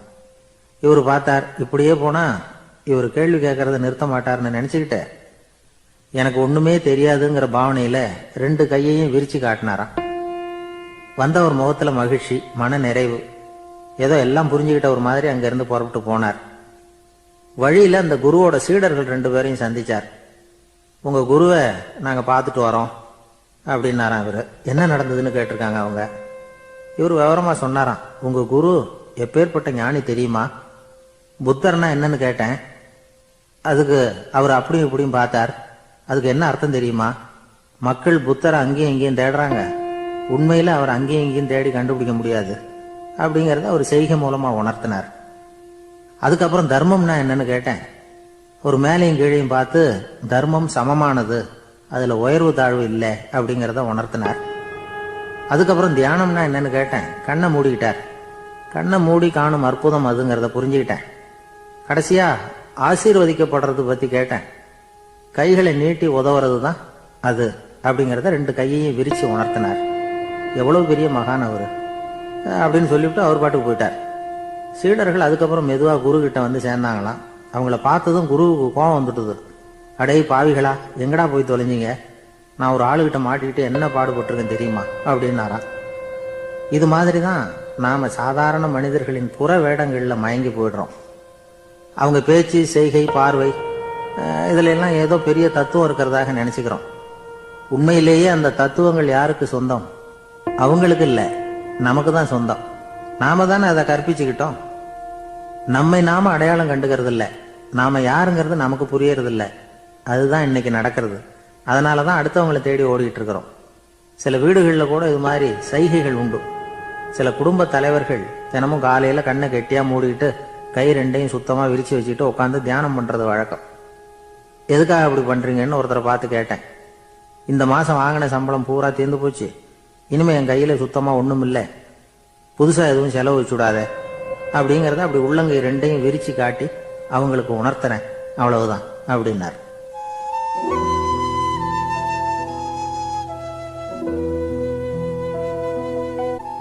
ஒரு பெரிய நினைவு மண்டபம்.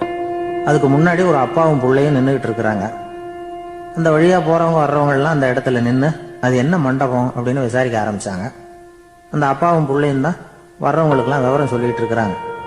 அதாவது இந்த இடத்துல ஒரு பெரிய மகான் சமாதி ஆயிருக்கார், அவர் சமாதியான இடத்துல இந்த நினைவு மண்டபத்தை கட்டியிருக்கிறோம் அப்படின்னாங்க.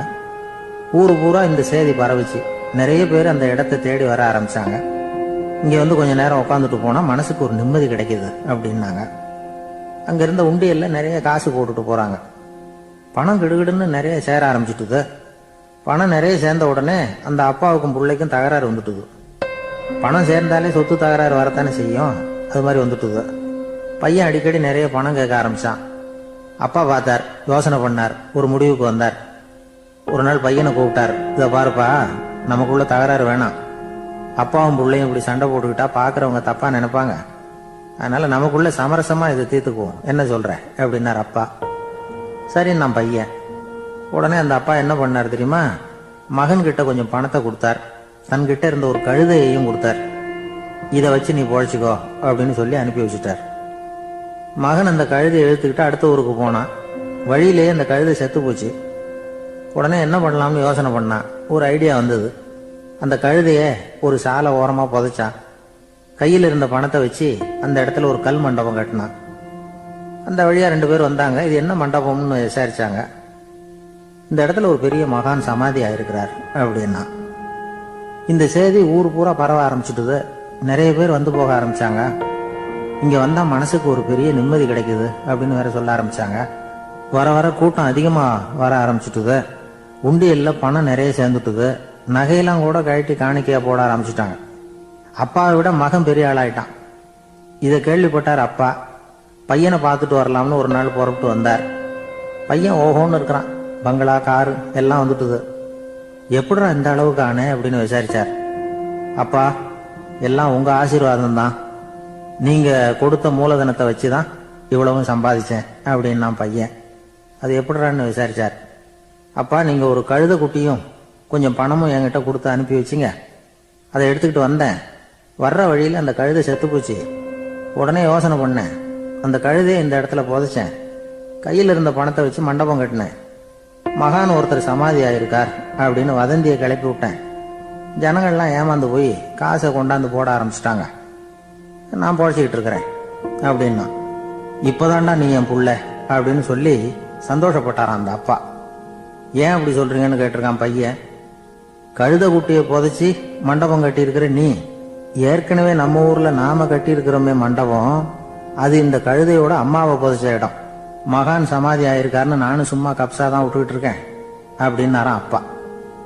முட்டாள் ஜனங்களை நினைச்சு அந்த 2 பேரும் சத்தம் போட்டு சிரிச்சாங்களாம். மனுஷனை மனுஷன் ஏமாத்துறது ரொம்ப சுலபம். என் கூட படிச்ச ஒருத்தன் திடீர்னு ஒரு நாள் எல்லாருக்கும் அருள் வாக்கு சொல்ல ஆரம்பிச்சுட்டான். அவன் ஒரு ஆபீஸ்லயும் வேலை பார்க்கறான். ஆபீஸ்ல உள்ளவங்க எல்லாம் அவங்ககிட்ட வந்து அருள் வாக்கு கேட்கறது வழக்கம். ஒரு நாள் நான் அவன் முன்னாடி போய் உட்காந்து பேசிக்கிட்டு இருந்தேன். அப்போ அதே ஆபீஸ்ல வேலை பார்க்குற ஒருத்தர் அவங்ககிட்ட வந்து, சுவாமி, என் மேஜையில வச்சிருந்த பேனா திடீர்னு காணாம போட்டுது, அது திரும்ப கிடைக்குமா எனக்கு அப்படின்னு கேட்டார். இவன் கண்ணை உருட்டி பார்த்துட்டு, அது உனக்கு கிடைக்காது, புதுசா வேற ஒன்று வாங்கிக்கப்போ அப்படின்னா. சரின்னு அவர் போயிட்டார். அவர் போனதுக்கு அப்புறம் நான் மெதுவா இவனை பார்த்து, அது எப்படிடா அது உனக்கு கிடைக்காதுன்னு அவ்வளவு உறுதியா அவர்கிட்ட சொன்னேன் அப்படின்னு கேட்டேன். இவன் மெதுவா என் காதுகிட்ட வந்து, அந்த பேனாவை கிளப்புனதே நான் தான் அப்படிங்கிறான். ஒரு ஊர்ல ஒரு ஆள் இருந்தான். அவனுக்கு வெளிநாட்டுக்கு போகணும்னு ஆசை. ஆனா அவனுக்கு எந்த மொழியும் தெரியாது. இருந்தாலும் சமாளிச்சுக்கலாம்னு முடிவு பண்ணிட்டு கிளம்பிட்டான். ஏதோ ஒரு தேசத்துக்கு போய் சேர்ந்தான். அங்க அவனுக்கு யாரையும் தெரியாது. அவங்க என்ன மொழியில பேசிக்கிறாங்க அப்படிங்கறது கூட புரியல. என்ன பண்றதுன்னு யோசனை பண்ணிட்டு ஒரு இடத்துல நின்றுகிட்டு இருக்கிறான். எதிர ஒரு பெரிய கட்டிடம். நிறைய பேர் உள்ள போயிட்டு இருக்கிறாங்க. இவனும் அவங்க பின்னாடியே உள்ள போனான். ஒரு பெரிய அறை, அலங்காரம்லாம் பண்ணி வச்சிருக்கிறாங்க. நிறைய பேர் சாப்பிட்றதுக்காக உட்காந்துருக்குறாங்க. இவனுக்கு நல்ல பசி. அதனால இவனும் உட்காந்தான். சாப்பாடு போட்டாங்க, சாப்பிட்டான். அன்பான உபசரிப்பு. இவன் மனசு உள்ள நினைச்சுக்கிட்டான், இது ஏதோ அரசருடைய அரண்மனை மாதிரி தெரியுது. இன்னைக்கு ஏதோ விருந்து நடக்குது. நல்ல வேளை நம்ம பசியும் தீர்ந்தது அப்படின்னு நினைச்சுக்கிட்டே நிமிர்ந்து பாக்குறான். சாப்பாடு பரிமாறினவன் எதிரில் ரொம்ப பணிவோட முதுக வளைச்சி வணக்கம் தெரிவிச்சான். இவனும் எழுந்திருச்சு நின்று முதுக வளைச்சி வணக்கம் தெரிவிச்சான். ரொம்ப நன்றின்னா. அவன் ஒரு சீட்டை இவன் கையில கொடுத்தான். இவன் அதை வாங்கி பாக்குறான். என்ன எழுதியிருக்குன்னு ஒன்னும் புரியல. சரி, இந்த நாட்டுல தங்களுடைய நன்றியை சீட்ல எழுதி தான் கொடுப்பாங்க போல இருக்கு அப்படின்னு நினைச்சுக்கிட்டு மறுபடியும் நன்றின்னா. ஆனா அவன் காசை கொடுங்கன்னா. ஏன்னா அது ஒரு ஹோட்டல். இவன் சாப்பிட்டதுக்கான பில் அது. இவன் அதை புரிஞ்சிக்கவே இல்லை. நன்றின்னு அந்த சீட்ல எழுதி கொடுக்குறாங்க போல இருக்கு அப்படின்னு நினைச்சுக்கிட்டு அதை வாங்கி சட்டை பையில பத்திரமா வச்சுக்கிட்டு, பரவாயில்லைங்க, ரொம்ப மகிழ்ச்சின்னா. ஒரு வெளிநாட்டுக்காரனுக்கு இவ்வளவு தூரம் மரியாதை பண்றீங்களே, எங்க ஊருக்கு போனதும் உங்களை பத்தி நிறைய சொல்லுவேன் அப்படின்னா. இவன் என்ன சொல்றான்னு அவனுக்கு புரியல. இவனை பிடிச்சி அழைச்சிட்டு போய் முதலாளி முன்னாடி நிறுத்தினான். நாம சொன்னதுல இவனுக்கு ரொம்ப பெருமையா இருக்கணும் போல இருக்கு, அதுதான் பெரிய இடத்துக்கு அழைச்சிட்டு வந்திருக்கிறான் அப்படின்னு இவன் நினைச்சுக்கிறான். அவரும் பில்லுக்கான பணத்தை கொடுங்கிறாரு. பரவாயில்லைங்க, ரொம்ப மகிழ்ச்சி, நன்றிங்கிறான் இவன். அவரு பார்த்தார், இவனை நீதிமன்றத்துக்கு அனுப்பி வச்சுட்டார். இவன் என்ன நினைச்சுக்கிட்டான், நம்மளை இந்த ஊர் ராஜா முன்னாடியே அழைச்சிக்கிட்டு வந்து நிறுத்தி இருக்கிறாங்க போல இருக்கு, என்ன ஒரு பெருந்தன்மை அப்படின்னு நினைச்சுக்கிறான். நீதிபதி சொன்னார், சாப்பிட்டதுக்கான பணத்தை கொடுத்துரு, இல்லைன்னா அதுக்கான தண்டனை அனுபவிக்க வேண்டி இருக்கும்னார். ராஜாவே நமக்கு நன்றி சொல்றாரு போல இருக்கு அப்படின்னு நினைச்சுக்கிறான் இவன். என் மகிழ்ச்சிக்கு எல்லையே இல்லைங்க அப்படின்னா. அவரு பார்த்தார், இவனுக்கு தண்டனை கொடுக்க வேண்டியதுதான் அப்படின்னு முடிவு பண்ணார். உடனே தீர்ப்பு எழுதினார். இவனை கழுதையில பின்புறமா உட்கார வைங்க, இவன் ஒரு மோசடிக்காரன் அப்படின்னு ஒரு போர்டு எழுதி அவன் கழுத்துல மாட்டுங்க, அப்புறம் அந்த கழுதையை ஊரு பூரா விரட்டுங்க அப்படின்னார். இவனுக்கு தான் மொழி புரியலையே, ஏதோ நடக்குது அப்படிங்கிறது மட்டும் புரியுது. எல்லாரும் சேர்ந்து இவனை ஒரு கழுதை மேல உட்கார வச்சாங்க. ஓஹோ, நம்மளை பாராட்டி ஒரு ஊர்வலம் நடத்துறாங்க போல இருக்கு அப்படின்னு நினைச்சுக்கிறான் இவன். எல்லாரும் சத்தம் போட்டுக்கிட்டு கையை தட்டிக்கிட்டு கழுதை பின்னாடி ஓடி வர்றாங்க. இவனுக்கு ரொம்ப உற்சாகமா இருக்குது. எல்லாருக்கும் கை கூப்பி வணக்கம் சொல்லிக்கிட்டே போறான். கூட்டத்துல திடீர்னு ஒரு தெரிஞ்ச முகம் தெரியுது. அவனுடைய தேசத்தை சேர்ந்த ஒரு ஆள் அவன். அவனை பார்த்ததும் இவனுக்கு ரொம்ப உற்சாகம். நம்ம ஊருக்கு போனதும் இங்க நமக்கு கிடைச்ச மரியாதையெல்லாம் உண்மைதான்னு சொல்றதுக்கு ஒரு சாட்சியும் கிடைச்சுட்டுது அப்படின்னு நினைச்சுக்கிறான். அவனை பார்த்து கத்தனான், நல்லா பாத்துக்க, இந்த ஊர் மக்கள் எனக்கு எப்படிப்பட்ட வரவேற்பு கொடுக்குறாங்கிறத நல்லா கவனிச்சுக்கோ அப்படிங்கிறான். அவனுக்கு அவமானமா போட்டுது. தலையை குனிஞ்சுக்கிட்டே நழுவி போட்டான். இவன் பார்த்தான், அவன் தலை தெரியல. ஆகா, அவனுக்கு நம்ம மேல பொறாம போல இருக்கு, அதனாலதான் காணாம போட்டான் அப்படின்னு நினைச்சுக்கிறான். இப்படி ஒரு வேடிக்கை கதையை பெரியவங்க சொல்றது உண்டு. கதை வேடிக்கையா இருந்தாலும் இதுல உள்ள கருத்து என்ன தெரியுமா? அந்த கழுதை மேல உட்கார்ந்து இருக்கிறானே, அது மாதிரிதான் நாமளும் அகங்காரம்ங்கிற கழுதை மேல உட்காந்துக்கிட்டு இருக்கோமா. நாமளும் கிட்டத்தட்ட அதே மாதிரி பிரம்மையில தான் இருக்கிறோமா. என்ன நடக்குதுங்கிறதே புரியறதில்ல. அகங்காரத்துல பேசுறவனுக்கும் சித்த சுவாதீனம் இல்லாம பேசுறவனுக்கும் அதிக வித்தியாசம் இருக்கிறது இல்ல. அது மாதிரி ஒருத்தன் தன்னுடைய வீட்டை சுத்தி சேற்ற வாரி அரைச்சிக்கிட்டு இருந்தானா. அந்த வழியா வந்த ஒரு பெரியவர் அதை பார்த்திருக்கார். என்னப்பா பண்ணிட்டு இருக்கிற அப்படின்னு கேட்டாராம். கழுதைகளை விரட்டிக்கிட்டு இருக்கிறேன் அப்படின்னானா. இங்க கழுதைகளே காணுமே அப்படின்னாராம் அவரு. அதுதான் ஏற்கனவே விரட்டி விட்டனே அப்படின்னானா இவன்.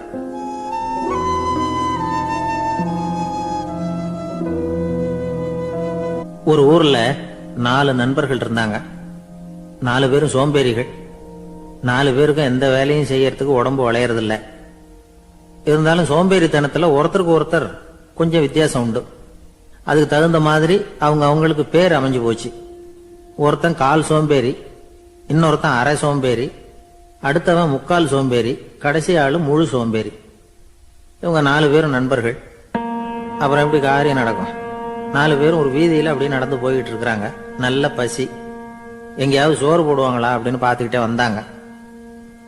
அவங்க வந்த வழியில ஒரு ரூபாய் காசு கிடந்தது தரையில. அவங்க கண்ணுல அது பட்டுது. ஆனாலும் அதை குனிஞ்சு எடுக்கணுமே, அதுக்கு சோம்பேறித்தனம். முழு சோம்பேறி பார்த்தான். பக்கத்துல வந்துகிட்டு இருந்த முக்கால் சோம்பேறி கிட்ட சொன்னானா, டேய் அதை கொஞ்சம் குனிஞ்சு எடுறா அப்படின்னானா. அவன் என்ன பண்ணான் தெரியுமா? அதுக்கு அடுத்தபடியா வந்த அரை சோம்பேறி கிட்ட சொன்னானா, டேய் நீ அதை கொஞ்சம் குனிஞ்சு எடுறா அப்படின்னானா. அவன் இவனை விட மோசம். அடுத்தவங்க கிட்ட சொல்லியிருக்கிறான். அவனும் குனியறதுக்கு தயாரா இல்ல. ஆக கூடி கடைசியில யாருமே காசை எடுக்கல. என்னத்துக்கு அனாவசியமா உடம்ப வளைச்சுக்கணும் அப்படின்னு எல்லாரும் பேசாம வந்துட்டாங்க. அவங்க பாட்டுக்கு நடந்து வந்துகிட்டே இருக்கிறாங்க. எதிரில் ஒருத்தன் வாழைப்பழத்தை வண்டியில வச்சு தள்ளிட்டே வந்தான். ரூபாய்க்கு 4 பழம்னு கூவி வித்துக்கிட்டே வர்றான். இப்ப அந்த முழு சோம்பேறி சொன்னானா, டேய் வழியில கிடந்தத ரூபா, அதையாவது எடுத்துக்கிட்டு வந்திருந்தா இப்ப இந்த பழத்தை வாங்கி ஆளுக்கு ஒண்ணு சாப்பிடலாமே அப்படின்னானா. ஆமா சாப்பிட்டுருக்கலாமே அப்படின்னாங்களாம் மற்றவங்களும். ஆனாலும் திரும்பி போய் அதை எடுக்கணும்னு யாருக்கும் தோணல. பேசாம சோர்ந்து போய் நடந்து வந்தாங்களாம். இருட்டி போச்சு. வழியில ஒரு கோவில். சரி இங்கேயே படுத்து தூங்குவோம் அப்படின்னா ஒருத்தன். அதுதான் சரின்னாங்க மற்றவங்களும். அப்படியே மண்டபத்துல படுத்துட்டாங்க. கோவில் அர்ச்சகர் வேலையெல்லாம் முடிச்சுட்டு வெளியில வந்திருக்காரு. இவங்கள பார்த்தாராம். ஏன் இப்படி சோர்ந்து போய் கிடக்குறீங்க அப்படின்னு விசாரிச்சிருக்காரு. 2 நாளாச்சுங்க நாங்க சாப்பிட்டு அப்படின்னாங்களாம். அவரு உடனே ஐயோ பாவம் அப்படின்னு சொல்லி பானை, விறகு, அரிசி, தண்ணி எல்லாம் கொடுத்து நீங்களே சமையல் பண்ணி சாப்பிட்டுக்கோங்க அப்படின்னு சொல்லிவிட்டு போயிட்டார். இந்த 4 பேருக்கும் சமையல் பண்ணி சாப்பிடணும்னு ஆசையா தான் இருந்தது. ஆனா அடுப்பு பத்த வைக்கணுமே, அதுக்கு தீப்பெட்டி வேணுமே. தீப்பெட்டி இல்ல. இப்ப முழு சோம்பேறி ஆரம்பிச்சான். அடுத்தவனை பார்த்து, டேய் கடைக்கு போய் ஒரு தீப்பெட்டி வாங்கிட்டு வாங்க அப்படின்னு. அவன் வழக்கம் போல அடுத்தவங்க கிட்ட சொல்லியிருக்கான். அவன் அதுக்கு அடுத்தவங்க கிட்ட சொல்லியிருக்கிறான். கடைசியா கால் சோம்பேறி கிட்ட வந்து சேர்ந்தது. அவனும் அது நம்மால முடியாது அப்படின்னு பேசாம இருந்துட்டான். இப்ப தீப்பெட்டி வேணுமே, அதுக்கு என்ன பண்றது? அவங்களுக்குள்ள பேசி ஒரு முடிவுக்கு வந்தாங்களாம். அதாவது யாரு முதல்ல வாயை திறந்து பேசுறாங்களோ அவங்கதான் தீப்பெட்டி வாங்கறதுக்கு போகணும் அப்படின்னு. அவ்வளவுதான். உடனே 4 பேரும் வாயை கெட்டியா மூடிக்கிட்டு படுத்துக்கிட்டாங்க. அவங்க சமையல் பண்ணி சாப்பிட்டாங்களா என்ன அப்படிங்கிறது அர்ச்சகருக்கு தெரியல. சரி பார்த்துட்டு வரலாமேன்னு வந்தார். வந்து பாக்குறாரு, இவங்க 4 பேரும் அசையாம படுத்து கிடக்குறாங்க. அர்ச்சகர் பயந்துட்டார். ஒருவேளை பசி தாங்காம செத்து போட்டாங்களோ அப்படிங்கிற பயம். அல்லது நாம கொடுத்த உணவுப் பொருள்ல ஏதாவது விஷம் கலந்துருக்குமோ அப்படின்னு பயந்தார். அப்படின்னா நம்ம மேல பழி வந்துருமே அப்படின்னு நினைச்சு நடுங்க ஆரம்பிச்சுட்டார். அப்புறம் அவரும் ஒரு முடிவுக்கு வந்தாராம். கோவிலுக்கு பக்கத்திலேயே ஒரு பெரிய குழி இருந்தது. அதுல ஒவ்வொருத்தரையா இழுத்துக்கிட்டு போய் போட்டார். கொஞ்சம் மண்ணை தள்ளினார், காலால மிதிச்சார். அவர் மிதிச்ச மிதி ஒருத்தன் அடி வயத்துல போட்டுட்டுது. அவன் உடனே வலி தாங்காம ஐயோ அம்மான்னு அலறினான். உடனே நடந்தது என்ன தெரியுமா? மத்த 3 பேரும் துள்ளி எழுந்திருச்சாங்களாம். அவனை பார்த்து நீ தாண்டா தீப்பெட்டி வாங்க போகணும், நீ தாண்டா வாங்க போகணும், நீ தான் சத்தம் போட்ட அப்படின்னு சொல்லி ஆரம்பிச்சுட்டாங்களாம். அர்ச்சகர் பார்த்தார், இது பேய் மாதிரி தெரியுதுன்னு நினைச்சுக்கிட்டு ஒரே ஓட்டமா ஓடி போட்டாராம். கிராமப்புறங்கள்ல இப்படி ஒரு கதையை சொல்றது உண்டு. சோம்பல்ங்கிறது நம்ம முன்னேற்றத்துக்கு பெரிய தடை அப்படிங்கிறத நாம புரிஞ்சுக்கணும். அதுதான் இந்த கதை சொல்ற நீதி. ஒரு பள்ளிக்கூடத்துல ஒரு புதுமையான போட்டி நடந்துதான். அதாவது சோம்பேறித்தனத்துக்கு பரிசு. அதுல 2வது பரிசு யாருக்குன்னு அறிவிச்சாங்க. ஒரு பையன் எழுந்திருச்சு மெதுவா நடந்து போய் பரிசு வாங்கிட்டான். அடுத்தது முதல் பரிசு யாருக்கு அப்படின்னு அறிவிச்சாங்களாம். அவன் கடைசி வரிசையில இருந்து கத்தனானா, ஐயா அதையும் அந்த பையன் மூலமாவே கொடுத்து அனுப்பி வச்சிருங்க, இங்க வந்தது நான் வாங்கிக்கிறேன் அப்படின்னு நானா.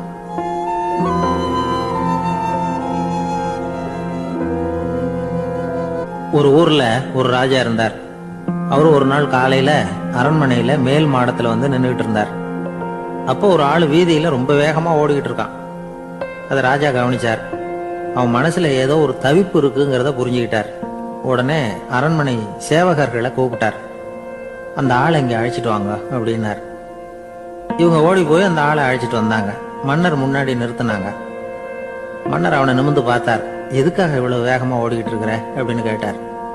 இதுக்கு அவன் சொன்னா, மன்னா, நம்ம கோட்டையின் வடக்கு வாசல் இருக்கு இல்லையா, அது ஓரமா ஒரு பெரிய பாறாங்கல் கிடக்கு. அதுக்கு அடியில நான் ஒரே ஒரு வெள்ளி நாணயத்தை புதைச்சி வச்சிருக்கேன். அது இப்போ எனக்கு தேவைப்படுது. என்னுடைய மனைவிக்கு ஒரு பரிசு வாங்கி கொடுக்க வேண்டியிருக்கு. அதுக்காக தான் அவசரமா ஓடிட்டு இருக்கிறேன் அப்படின்னா. மன்னர் யோசனை பண்ணார். அப்புறம் சொன்னார், அதுக்காகவா இப்படி ஓடுற? பரவாயில்ல, அதை பத்தி கவலைப்படாத. நான் உனக்கு 10 வெள்ளி காசுகள் தர்றேன், வாங்கிட்டு திரும்பி போ அப்படின்னார். இவன் தலையை சொரிஞ்சான். மன்னா, நீங்க கொடுக்கறத ரொம்பவும் மகிழ்ச்சியோட வாங்கிக்கிறேன். இருந்தாலும் அதுக்கப்புறம் அந்த வடக்கு வாசலுக்கு போய் அங்க இருக்கிற ஒரு நாணயத்தையும் எடுத்துக்கிட்டு போயிடுறேனே அப்படின்னா. இத பாருப்பா, அந்த ஒரு நாணயத்தை மறந்துடும், உனக்கு 100 வெள்ளி நாணயங்கள் தரேன் இருக்கார். மன்னா, ரொம்ப மகிழ்ச்சி. உங்க மாதிரி தாராள குணம் வேற யாருக்கும் வராது. நீங்க கொடுக்கற 100 நாணயங்களையும் வாங்கிக்கிறேன். இருந்தாலும் வடக்கு வாசலுக்கு போய் அதையும் எடுத்துக்கிட்டா 101 ஆயிடுமே அப்படின்னா. இத பாருப்பா, அந்த ஒரு நாணயத்தை மறந்துரு, அது எக்கேடாவது கெட்டு போட்டோம். நான் உனக்கு 100 பொற்காசுகள் தரேன், அதையாவது வாங்கிட்டு வந்த வழியிலேயே திரும்பி போடுன்னாராம். தங்க நாணயங்களே தரேன்னு சொல்றீங்க, தாராளமா வாங்கிக்கிறேன். இருந்தாலும் வடக்கு வாசலுக்கு போய் அப்படின்னு மறுபடியும் ஆரம்பிச்சான். அரசர் வந்து பொறுமை இழந்துட்டார். கடைசியா ஒரு முடிவுக்கு வந்துட்டார். இத பாருப்பா, உனக்கு என்னுடைய ராஜ்யத்திலேயே பாதியை கொடுத்துடுறேன், அப்படியாவது திருப்தியா திரும்பி போ அப்படின்னாராம். மன்னா, உங்களுடைய பெருந்தன்மைக்கு ஈடு இணையே கிடையாது. தேசத்திலேயே பாதி பிரிச்சு கொடுக்குறேன்னு சொல்றீங்க, அதனால உங்ககிட்ட ஒரு சின்ன வேண்டுகோள் அப்படின்னானா. சொல்லுன்னாராம் மன்னர் ஆர்வமா. இவன் மெதுவா ஆரம்பிச்சான். அப்படி இந்த ராஜ்யத்தை 2ஆ பிரிக்கிறப்போ அந்த வடக்கு வாசல் இருக்கிற பக்கத்தை என்கிட்டயே கொடுத்துருங்க அப்படின்னானா. மன்னர் அசந்து போயிட்டார். இந்த கதை எதுக்காகன்னு கேட்டா, மனம்ங்கிறது ஒரு குரங்குங்கிறத புரிஞ்சுக்கிறதுக்காகத்தான். உன்னை புடிச்சுக்கிட்டா லேசில விடாது. அப்படிப்பட்ட மனச அறிவு தான் வழி நடத்தணும். அதுலதான் வாழ்க்கையின் வெற்றி அடங்கி இருக்குது. ஒரு சின்ன பையன் தெருவில் அழுதுகிட்டு இருந்தான். ஏன்பா அழுவுறேன்னு ஒரு பெரியவர் கேட்டார். 1 ரூபா காசை எங்க தொலைச்சுட்டேன் அப்படின்னா. சரி, அதுக்காக அழாத, அதுக்கு பதிலாக 10 ரூபா தரேன், இந்தா வச்சுக்கோன்னு கொடுத்தாரு. இந்த 10 ரூபாய வாங்கி சட்டப்பையில போட்டுக்கிட்டு அதை விட அதிகமா சத்தம் போட்டு அழ ஆரம்பிச்சுட்டான். மறுபடியும் ஏன்டா அழறேன்னு கேட்டார் பெரியவர். அந்த 1 ரூபாயும் கிடைச்சிட்டுதுன்னா இப்ப என்கிட்ட 11 ரூபா இருக்குமே, இப்போ 10 ரூபா தானே இருக்கு அப்படின்னு சொல்லிவிட்டு அழறான். என்னுடைய நண்பர் ஒருத்தர், அவருக்கு ஜாதகத்துல நம்பிக்கை உண்டு. அவரே ஜோசியம்லாம் பார்ப்பார். என்ன சார் இந்த காலத்துல இதையெல்லாம் நம்பிக்கிட்டு இருக்கீங்களே அப்படின்னு கேட்டா, உங்களுக்கு ஒன்றும் தெரியாது சார். இந்த உலகத்துல ஒவ்வொருத்தரும் அவங்கவங்க செய்யற நல்லது கெட்டதுக்கு தகுந்த பலனை அனுபவிச்சே தீரணும் பார். அது மட்டும் இல்ல, ஒருத்தர் செத்துட்டா கூட அவன் செஞ்ச பாவ புண்ணியங்கள் கூடவே போய்கிட்டு இருக்கும் பார். அது எப்படி கூட போவோம் அப்படின்னு குதர்க்கமா கேட்டா அதுக்கு அவர் ஒரு கதை சொன்னார். அது ரொம்ப சுவாரஸ்யமா இருந்தது. அது என்ன கதைன்னா, ஒரு ஊர்ல ஒருத்தர் இருந்தாராம். அவர் ஜோசியம் பார்க்கறதுல ரொம்ப கெட்டிக்காரரான். ஒருத்தருடைய தலைமுடியை மட்டும் அவர்கிட்ட காட்டினா போதும், அதை மட்டும் பார்த்துட்டு அவருடைய ஜாதகத்தையே அலசி போடுவாராம். அப்பேற்பட்ட திறமை. அந்த ஆள் ஒரு சமயம் கன்னியாகுமரி கடற்கரைக்கு போயிருந்திருக்கார். அங்க கரை ஓரமா ஒரு மண்டை ஓடு கிடந்திருக்கு. அதை எடுத்து பார்த்திருக்கார். அந்த மண்டை ஓட்டை வச்சுக்கிட்டே அதோட ஜாதகத்தை அலசியிருக்கார். இந்த மண்டை ஓட்டுக்கு உரிய ஆசாமி வாழ்க்கையில ரொம்ப கஷ்டப்பட்டிருக்கணும், நிறைய கஷ்டத்தை அனுபவிச்சிருக்கணும். அது தாங்க முடியாம தான் கடல்ல விழுந்து தற்கொலை பண்ணிட்டு இருக்கான் அப்படிங்கறத அவரு கணிச்சுட்டார். இருந்தாலும் இந்த மண்டை ஓடு இன்னமும் அனுபவிக்க வேண்டியது பாக்கி இருக்கு அப்படிங்கறத அவர் உணர்ந்தாராம். அது சரி, ஒருத்தன் உயிரோடு இருக்கிற வரைக்கும் நல்லது கெட்டதை அனுபவிக்க முடியும், செத்ததுக்கு அப்புறமும் பாக்கி இருக்குன்னா அதை எப்படி அனுபவிக்கிறது? இந்த மண்டை ஓட்டுக்கு இன்னும் கொஞ்சம் பாக்கி இருக்குங்கிறது அவருக்கு புரிஞ்சதே தவிர அதோட அர்த்தம் என்னங்கிறது சரியா விளங்கல. சரி, இதை இன்னும் கொஞ்சம் விவரமா ஆராய்ச்சி பண்ணுவோம் அப்படின்னு நினைச்சுக்கிட்டு அதை தன்னுடைய வீட்டுக்கு எடுத்துட்டு போயிட்டார். அந்த மண்டை ஓட்டை ஒரு பெட்டியில வச்சு பூட்டினார். தன்னுடைய தனி அறையில அதை பத்திரமா வச்சுக்கிட்டார். தினமும் ராத்திரி ஆனதும் தன்னுடைய மனைவியை பார்த்து, நீ போய் பூஜை அறையில தனியா படுத்துக்க அப்படின்னு சொல்லிவிட்டு தினம் ராத்திரி 12 மணிக்கு பெட்டியை திறந்து அவர் பார்ப்பார். மண்டை ஓடு அப்படியே இருந்தது தவிர இன்னும் கொஞ்சம் பாக்கி இருக்குங்கிறதுக்கு அர்த்தம் அவருக்கு விளங்கல. அந்த மண்டை ஓட்டுக்கு இன்னும் என்ன பாக்கி இருக்க போகுது? எப்படியோ ஒரு 10 நாள் போச்சு. அந்த வீட்டம்மாவுக்கு சந்தேகம் வந்துட்டுது. நம்ம வீட்டுக்காரரு நம்மளை தனியா ஏன் தூங்க சொல்றார் அப்படிங்கிற சந்தேகம். உடனே பக்கத்து வீட்டு அம்மா கிட்ட விஷயத்த சொல்லியிருக்கிறாங்க. அந்த அம்மா உடனே, நீ கவலைப்படாத, நான் கண்டுபிடிச்சு சொல்றேன் அப்படின்னு சொல்லிவிட்டாங்களாம். அன்னைக்கு ராத்திரியே ஜன்னல் வழியா எட்டி பார்த்துருக்குறாங்க. இந்த ஆளு மண்டை ஓட்டை கையில வச்சுக்கிட்டு அது திருப்பி திருப்பி பார்த்துக்கிட்டு இருக்கிறான். அதை பார்த்துட்டாங்க. மறுநாள் காலையில அவரோட மனைவியை பார்த்தாங்க. ஏம்மா, உன் வீட்டுக்காரருக்கு நீ முதல் மனைவியா 2வது மனைவியா அப்படின்னு கேட்டாங்களாம். எனக்கு தெரிஞ்ச வரைக்கும் நான் ஒருத்தி தான் அவருடைய மனைவி அப்படின்னாங்களாம் அவங்க. அப்படி இல்லை, நீ அவருக்கு 2வது மனைவி. முதல் மனைவியின் மண்டை ஓட்டை தான் அவர் தினமும் ராத்திரியில் எடுத்து பார்த்துக்கிட்டு இருக்கிறார் அப்படின்னாங்க அடுத்து விட்ட அம்மா. அப்படியா விஷயம் அப்படின்னு சொல்லிவிட்டு கணவன் வீட்டில் இல்லாத நேரமா பார்த்து அந்த மண்டை ஓட்டை எடுத்து கொண்டாந்து ஒரு உரல்ல போட்டு உலக்கையால குத்தி நொறுக்க ஆரம்பிச்சுட்டாங்க. வெளியில போயிருந்த அந்த ஆள் அப்பதான் உள்ள நுழைஞ்சார். மண்டை ஓடு உலக்கை கிட்ட குத்து வாங்கிட்டு இருக்கு. அது அனுபவிக்க வேண்டியது இன்னும் கொஞ்சம் பாக்கி இருக்குங்கிறதுக்கு அர்த்தம் எனக்கு இப்பதான் புரிஞ்சுது அப்படின்னாராம் அவர். இந்த கதையிலிருந்து நாம இன்னொரு நீதியையும் புரிஞ்சுக்கணும். அதாவது நம்ம வீட்டை பத்தி நமக்கு புரியாததெல்லாம் அடுத்த வீட்டுக்காரங்களுக்கு நல்லா புரியும்.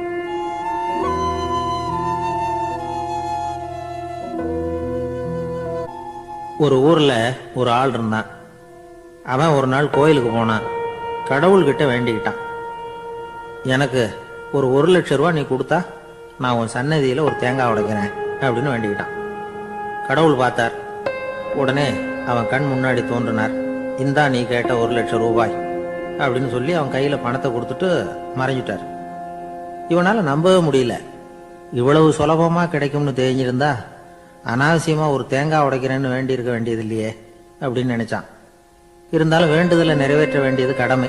அதுக்காக என்ன பண்ணா, பக்கத்துல ஒரு கடைக்கு போனான். ஒரு தேங்காயை கையில் எடுத்தான். இது என்ன விலைன்னு கேட்டான்.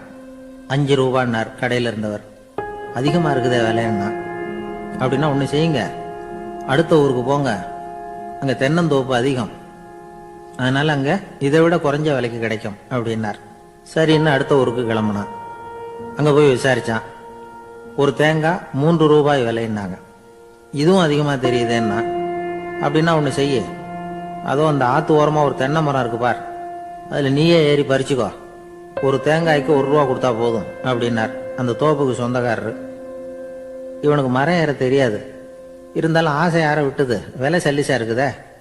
ஆத்து ஓரம் போனா தட்டு தடுமாறி அந்த மரத்துல ஏறினா அந்த தென்னை மரம் வளைஞ்சி ஆத்து பக்கம் போய் அப்புறம் நிமிர்ந்து இருந்தது. அதாவது மரத்தின் உச்சி சரியா ஆத்துக்கு நடுவுல இருந்தது. ஆத்துல வெள்ளம் கரபுரண்டு ஓடிட்டு இருக்கு. இவன் கடவுள் கொடுத்த 1,00,000 ரூபாயை மடியில வச்சு இறுக்கி கட்டிக்கிட்டான். உச்சிக்கு போய் காய் பறிக்கிற சமயத்துல காத்து மழையும் பலமா கலந்து அடிக்க ஆரம்பிச்சுட்டுது.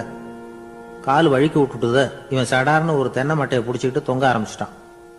கீழே பயங்கரமான வெள்ளம், மடியில 1,00,000 ரூபா பணம். என்ன செய்யறதுன்னு தவிக்கிறான். இந்த சமயம் கரையில ஒரு யானை பாகன் யானையை குளிப்பாட்டிக்கிட்டு இருக்கிறான். அது அவன் கண்ணில் பட்டது. ஐயா ஒரு உதவின்னு கத்துனான். அவன் என்ன செய்யணும்னு கேட்டான்.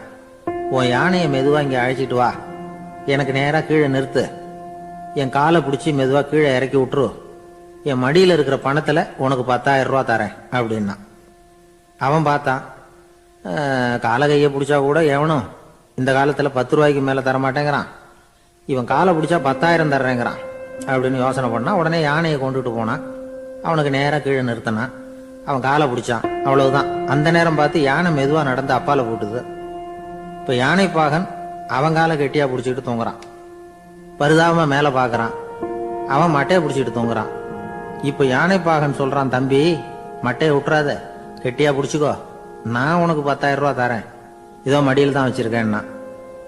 மேல தொங்குறவனுக்கு இந்த நிலைமையிலேயும் ஒரு சந்தோஷம், மேற்கொண்டு ஒரு 10,000 ரூபா நமக்கு கிடைக்கும் போல இருக்கே அப்படின்னு. இந்த சமயத்துல ஒருத்தன் ஒட்டகத்தை ஓட்டிட்டு வந்தான் அந்த பக்கமா குளிப்பாட்டுறதுக்கு.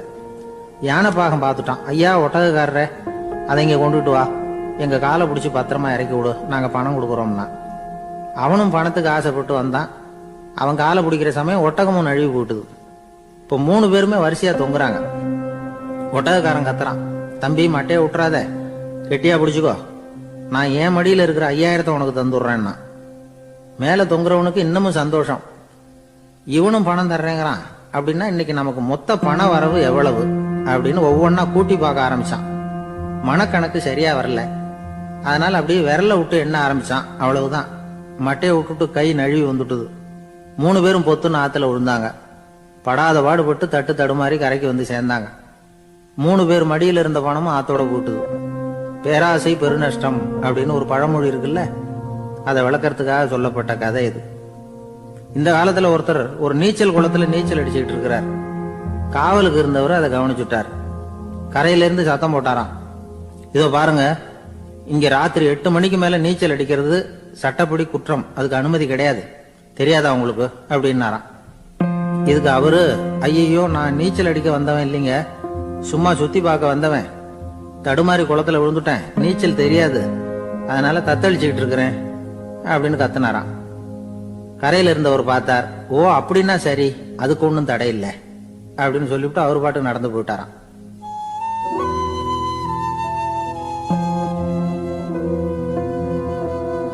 ஒரு ஊர்ல ஒரு ஆள் இருந்தான். நிறைய பணம் சேர்த்தான். அவனுக்கு சம்பாதிக்க தெரியுமே தவிர செலவு பண்ண தெரியாது. மகா கஞ்சன். காசை கையில எடுக்கவும் மாட்டான். எடுத்தா செலவு செய்ய வேண்டியிருக்குமே, அதனால இப்படியே அவன் காலத்தை ஓட்டி விட்டான். வயசாயிட்டுது. அவனுடைய மனைவி ஒரு நாள் கேட்டாங்க, இவ்வளவு நாளா நீங்க என்ன எங்கேயுமே அழைச்சிட்டு போனதில்லை, இப்போவாவது அழைச்சிட்டு போக கூடாதா அப்படின்னாங்க. எங்க போகணும் சொல்லுன்னா. காசிக்கு போகணும், கங்கையில குளிக்கணும்னாங்க. இவன் பார்த்தான், இதுக்கு ஏன் அவ்வளவு தூரம் செலவு பண்ணிட்டு போகணும், நம்ம ஊர் ஆத்துலயே குளிக்கலாமே, இதுவும் புண்ணிய நதி தான், இங்க குளிச்சா அங்க குளிச்ச பலன் கிடைச்சிரும் அப்படின்னா. சரின்னு 2 பேரும் ஆத்தங்கரைக்கு போனாங்க. அன்னைக்கு ஏதோ விசேஷம், நிறைய கூட்டம், நிறைய பேர் குளிச்சுக்கிட்டு இருக்கிறாங்க. கரையில சில புரோகிதர்கள் நின்றுகிட்டு இருக்கிறாங்க. குளிக்கிறதுக்கு முந்தி அவங்க கிட்ட உட்காந்தா ஏதோ மந்திரம்லாம் சொல்லுவாங்க, கொஞ்சம் காசு கொடுக்க வேண்டியிருக்கும். அதனால இவன் என்ன பண்ணான், ஆத்தங்கரையிலேயே கொஞ்சம் தூரம் போனான். ஊரை விட்டு தள்ளி வந்துட்டான். அங்க யாருமே இல்லை. அப்பாடான்னு சந்தோஷப்பட்டான். குளிக்கலாம்னு புறப்பட்டான். இந்த நேரம் கடவுள் பார்த்தார், இந்த கஞ்சனுக்கு ஏதாவது புத்தி போகட்டணும் அப்படின்னு நினைச்சார். உடனே ஒரு புரோகிதர் மாதிரி உருவத்தை மாத்திக்கிட்டு அந்த ஆள் முன்னாடி வந்து நின்னார். அவனுக்கு அதிர்ச்சி. இங்க யாருமே இருக்க மாட்டாங்கன்னு நினைச்சா இங்கேயுமே ஒரு ஆள் வந்துட்டாரு, என்ன பண்றதுன்னு யோசனை பண்ணான். புரோகிதர் உருவத்தில் இருந்த கடவுள் சொன்னார், இதை பாருங்க, இன்னைக்கு விசேஷ நாள், நீராடுறதுக்கு முன்னாடி சுயகல்பம் பண்ணிக்கிறது ரொம்ப நல்லது அப்படின்னார். என்கிட்ட பணம் எதுவும் இல்லையேன்னா. பரவாயில்ல, அப்புறமா கொடுங்க, வாங்கிக்கிறேன், ஆனா ஒண்ணு, எவ்வளவு கொடுப்பீங்கிறத மட்டும் இப்பவே சொல்லி விடுங்க அப்படின்னார். இவன் ரொம்ப யோசனை பண்ணான். ஒரு 10 பைசா தரேன் அப்படின்னா. சரின்னு ஒத்துக்கிட்டு எல்லா கிரியைகளையும் அவர் செஞ்சார். அதுக்கப்புறம் கணவனும் மனைவியும் ஆத்துல குளிச்சாங்க. அவர் போயிட்டார். கொஞ்ச நாள் கழிச்சு அவன் வீட்டுக்கு வந்தார் கடனை வசூல் பண்றதுக்கு. வாசல்ல நின்றுகிட்டு இருந்த அவன் மனைவி இவரை பார்த்ததும் தயங்க ஆரம்பிச்சாங்க. அந்த அம்மா கிட்ட விஷயத்த சொன்னார். அந்த அம்மா ஓடி போய் உள்ள இருக்கிற தன்னுடைய கணவர்கிட்ட சொன்னாங்க. அவன் யோசனை பண்ணான், இப்ப வெளியில போனா அவனுக்கு 10 காசு கொடுக்க வேண்டியிருக்கும், அதனால எனக்கு காய்ச்சல்னு அந்த ஆளுகிட்ட சொல்லிவிடு, இன்னொரு சந்தர்ப்பத்துல என்ன வந்து பார்க்க சொல்லு அப்படின்னா. அந்த அம்மா போய் சொன்னாங்க. அப்படிங்களா, அப்படின்னா அவரை நான் உடனே போய் பார்க்கணுமே அப்படின்னு உள்ள நுழைய ஆரம்பிச்சார். அவங்க மறுபடியும் இருங்க தான் வரேன்னு சொல்லிவிட்டு உள்ள ஓடி விஷயத்த சொன்னாங்க. இது ஏதுடா வம்பா போச்சு அப்படின்னு பார்த்தான். மனைவியை கிட்டத்துல கூப்பிட்டான். இதோ பாரு, ஜன்னி கண்டு நான் இறந்து போயிட்டதா சொல்லிவிடு அப்படின்னா சொன்னாங்க. புரோகிதர் பார்த்தார். அப்படின்னா ஒரு வழியா இருந்து அவருடைய இறுதி சடங்குகளையும் நானே முடிச்சுட்டு போயிடுறேன் அப்படின்னார். உள்ள இருந்தவன் யோசனை பண்ணான், அந்த ஆளு என்ன விட மாட்டான் போல இருக்கு, அதனால ஒரு சவப்பெட்டியில என்னை வச்சு தூக்கிக்கிட்டு மயானத்துக்கு போங்க பாத்துக்கலாம் அப்படின்னா. புரோகிதரும் விடுற மாதிரி இல்ல, கூடவே நடந்து போயிட்டு இருக்கிறார். அங்க இறக்கி சடங்குகளை முடிச்சுட்டு தீ வைக்கிற நேரம் பொட்டிக்குள்ள இருந்த நம்ம ஆளு அலறி அடிச்சுட்டு வெளியில ஓடி வந்தான். புரோகிதர் உருவத்துல இருந்த கடவுள் சிரிச்சார், தன்னுடைய சுய உருவத்தை காட்டினார். அதுக்கப்புறம் அவனை கூப்பிட்டு, இத பாருப்பா, ஏன் இப்படி அல்லாடுற, ஏதாவது வர வேணும்னா கேள் தரேன் அப்படின்னார். அவன் யோசனை பண்ணான். பகவானே, ஒரே ஒரு வரம் தான் உங்ககிட்ட கேட்கணும்னா. என்ன வேணும் கேளுன்னார். அந்த 10 பைசா தட்சணையை தள்ளுபடி பண்ணா போதும் அப்படின்னா. கடவுளும் சரின்னு சொல்லிட்டு போயிட்டார். இப்படி ஒரு கதையை சுவாமி சிவானந்தர் சொல்லியிருக்கிறார். செல்வந்தர்கள் பல பேர் இப்படித்தான் இருக்கிறாங்க. தாங்களும் அனுபவிக்க மாட்டாங்க, அடுத்தவங்களுக்கும் கொடுக்க மாட்டாங்க. இது மாதிரியான கஞ்சர்களுக்கு இந்த உலகம் இல்லை, அந்த உலகம் இல்லைங்கிறார் அவர்.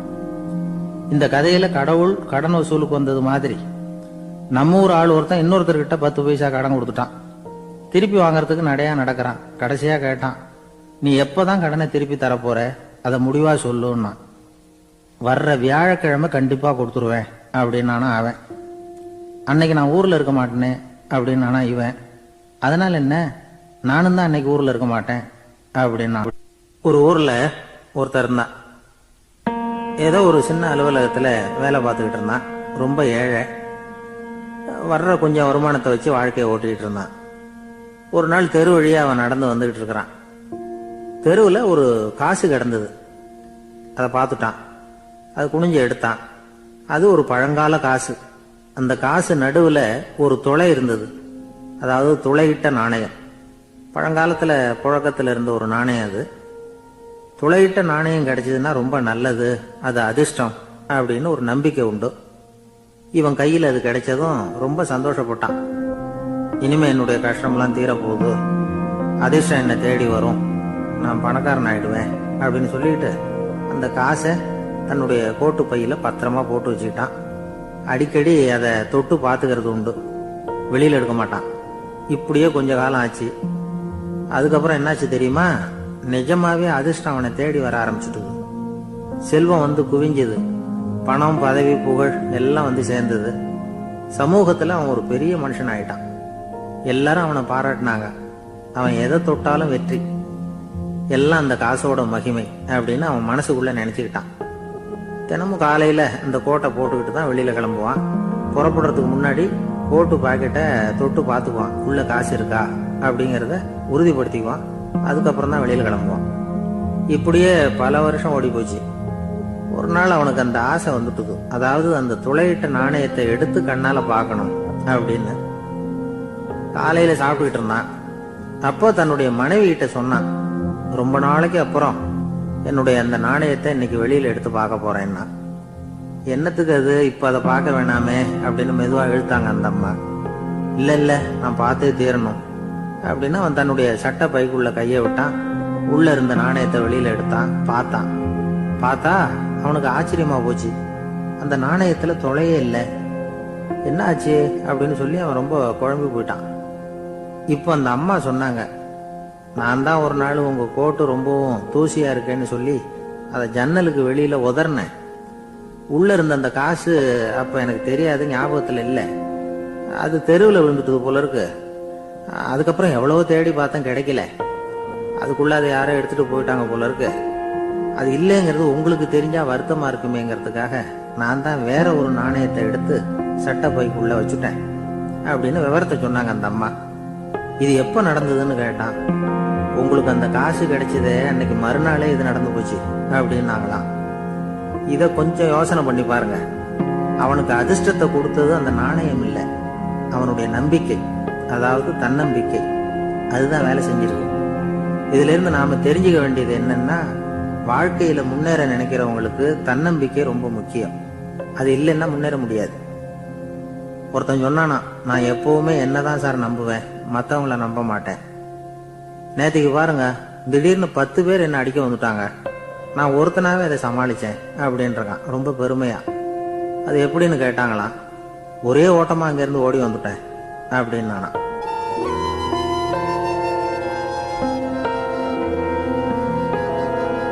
ஒரு ஊர்ல ஒருத்தர் இருந்தார், ரொம்ப நல்லவர்.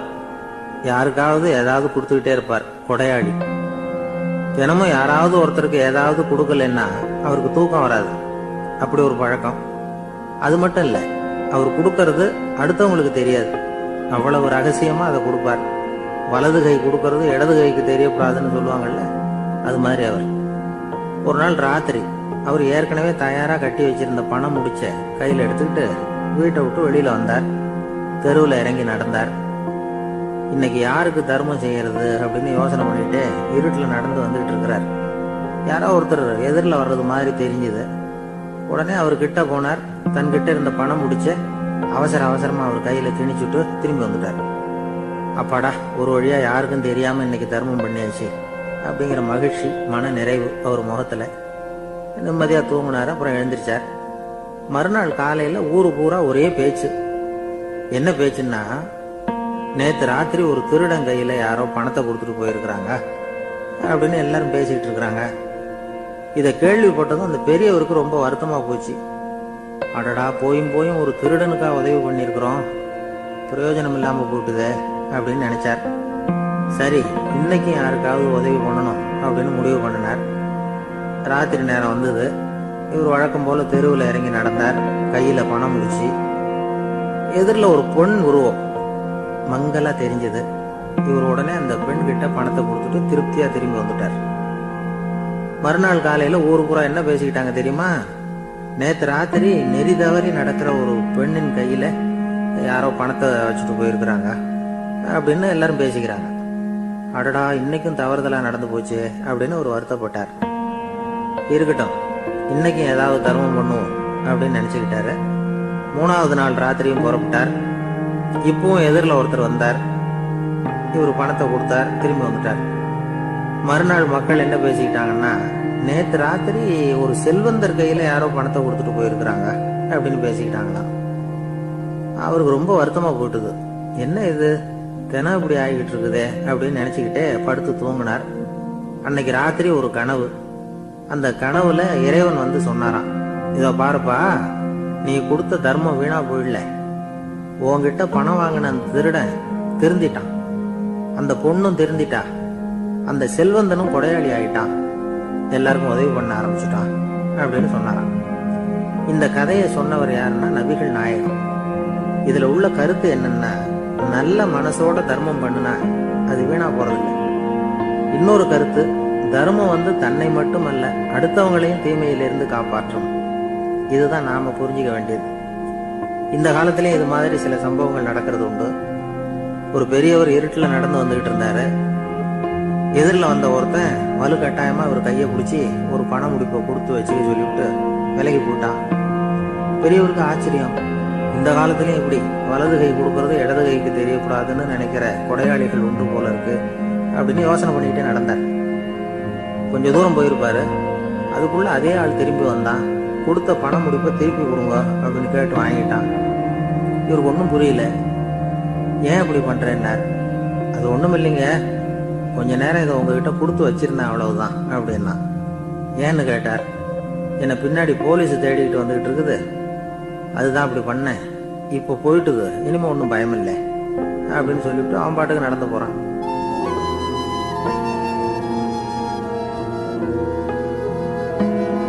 ஜெருசலேம், அங்க உள்ள ஒரு தேவாலயம். அதுல உள்ள பலிபீடத்தின் முன்னாடி ஒரு பெட்டி உண்டு. அது காணிக்கை பெட்டி. ஆலயத்துக்கு வர்றவங்க பிரார்த்தனை பண்ணிவிட்டு திரும்பி போற சமயத்துல அந்த பெட்டியில காணிக்கை போடுவாங்க. அவங்களால எவ்வளவு முடியுமோ அவ்வளவு போடுறது வழக்கம். அவங்க வசதிக்கு தகுந்த மாதிரி போடுவாங்க.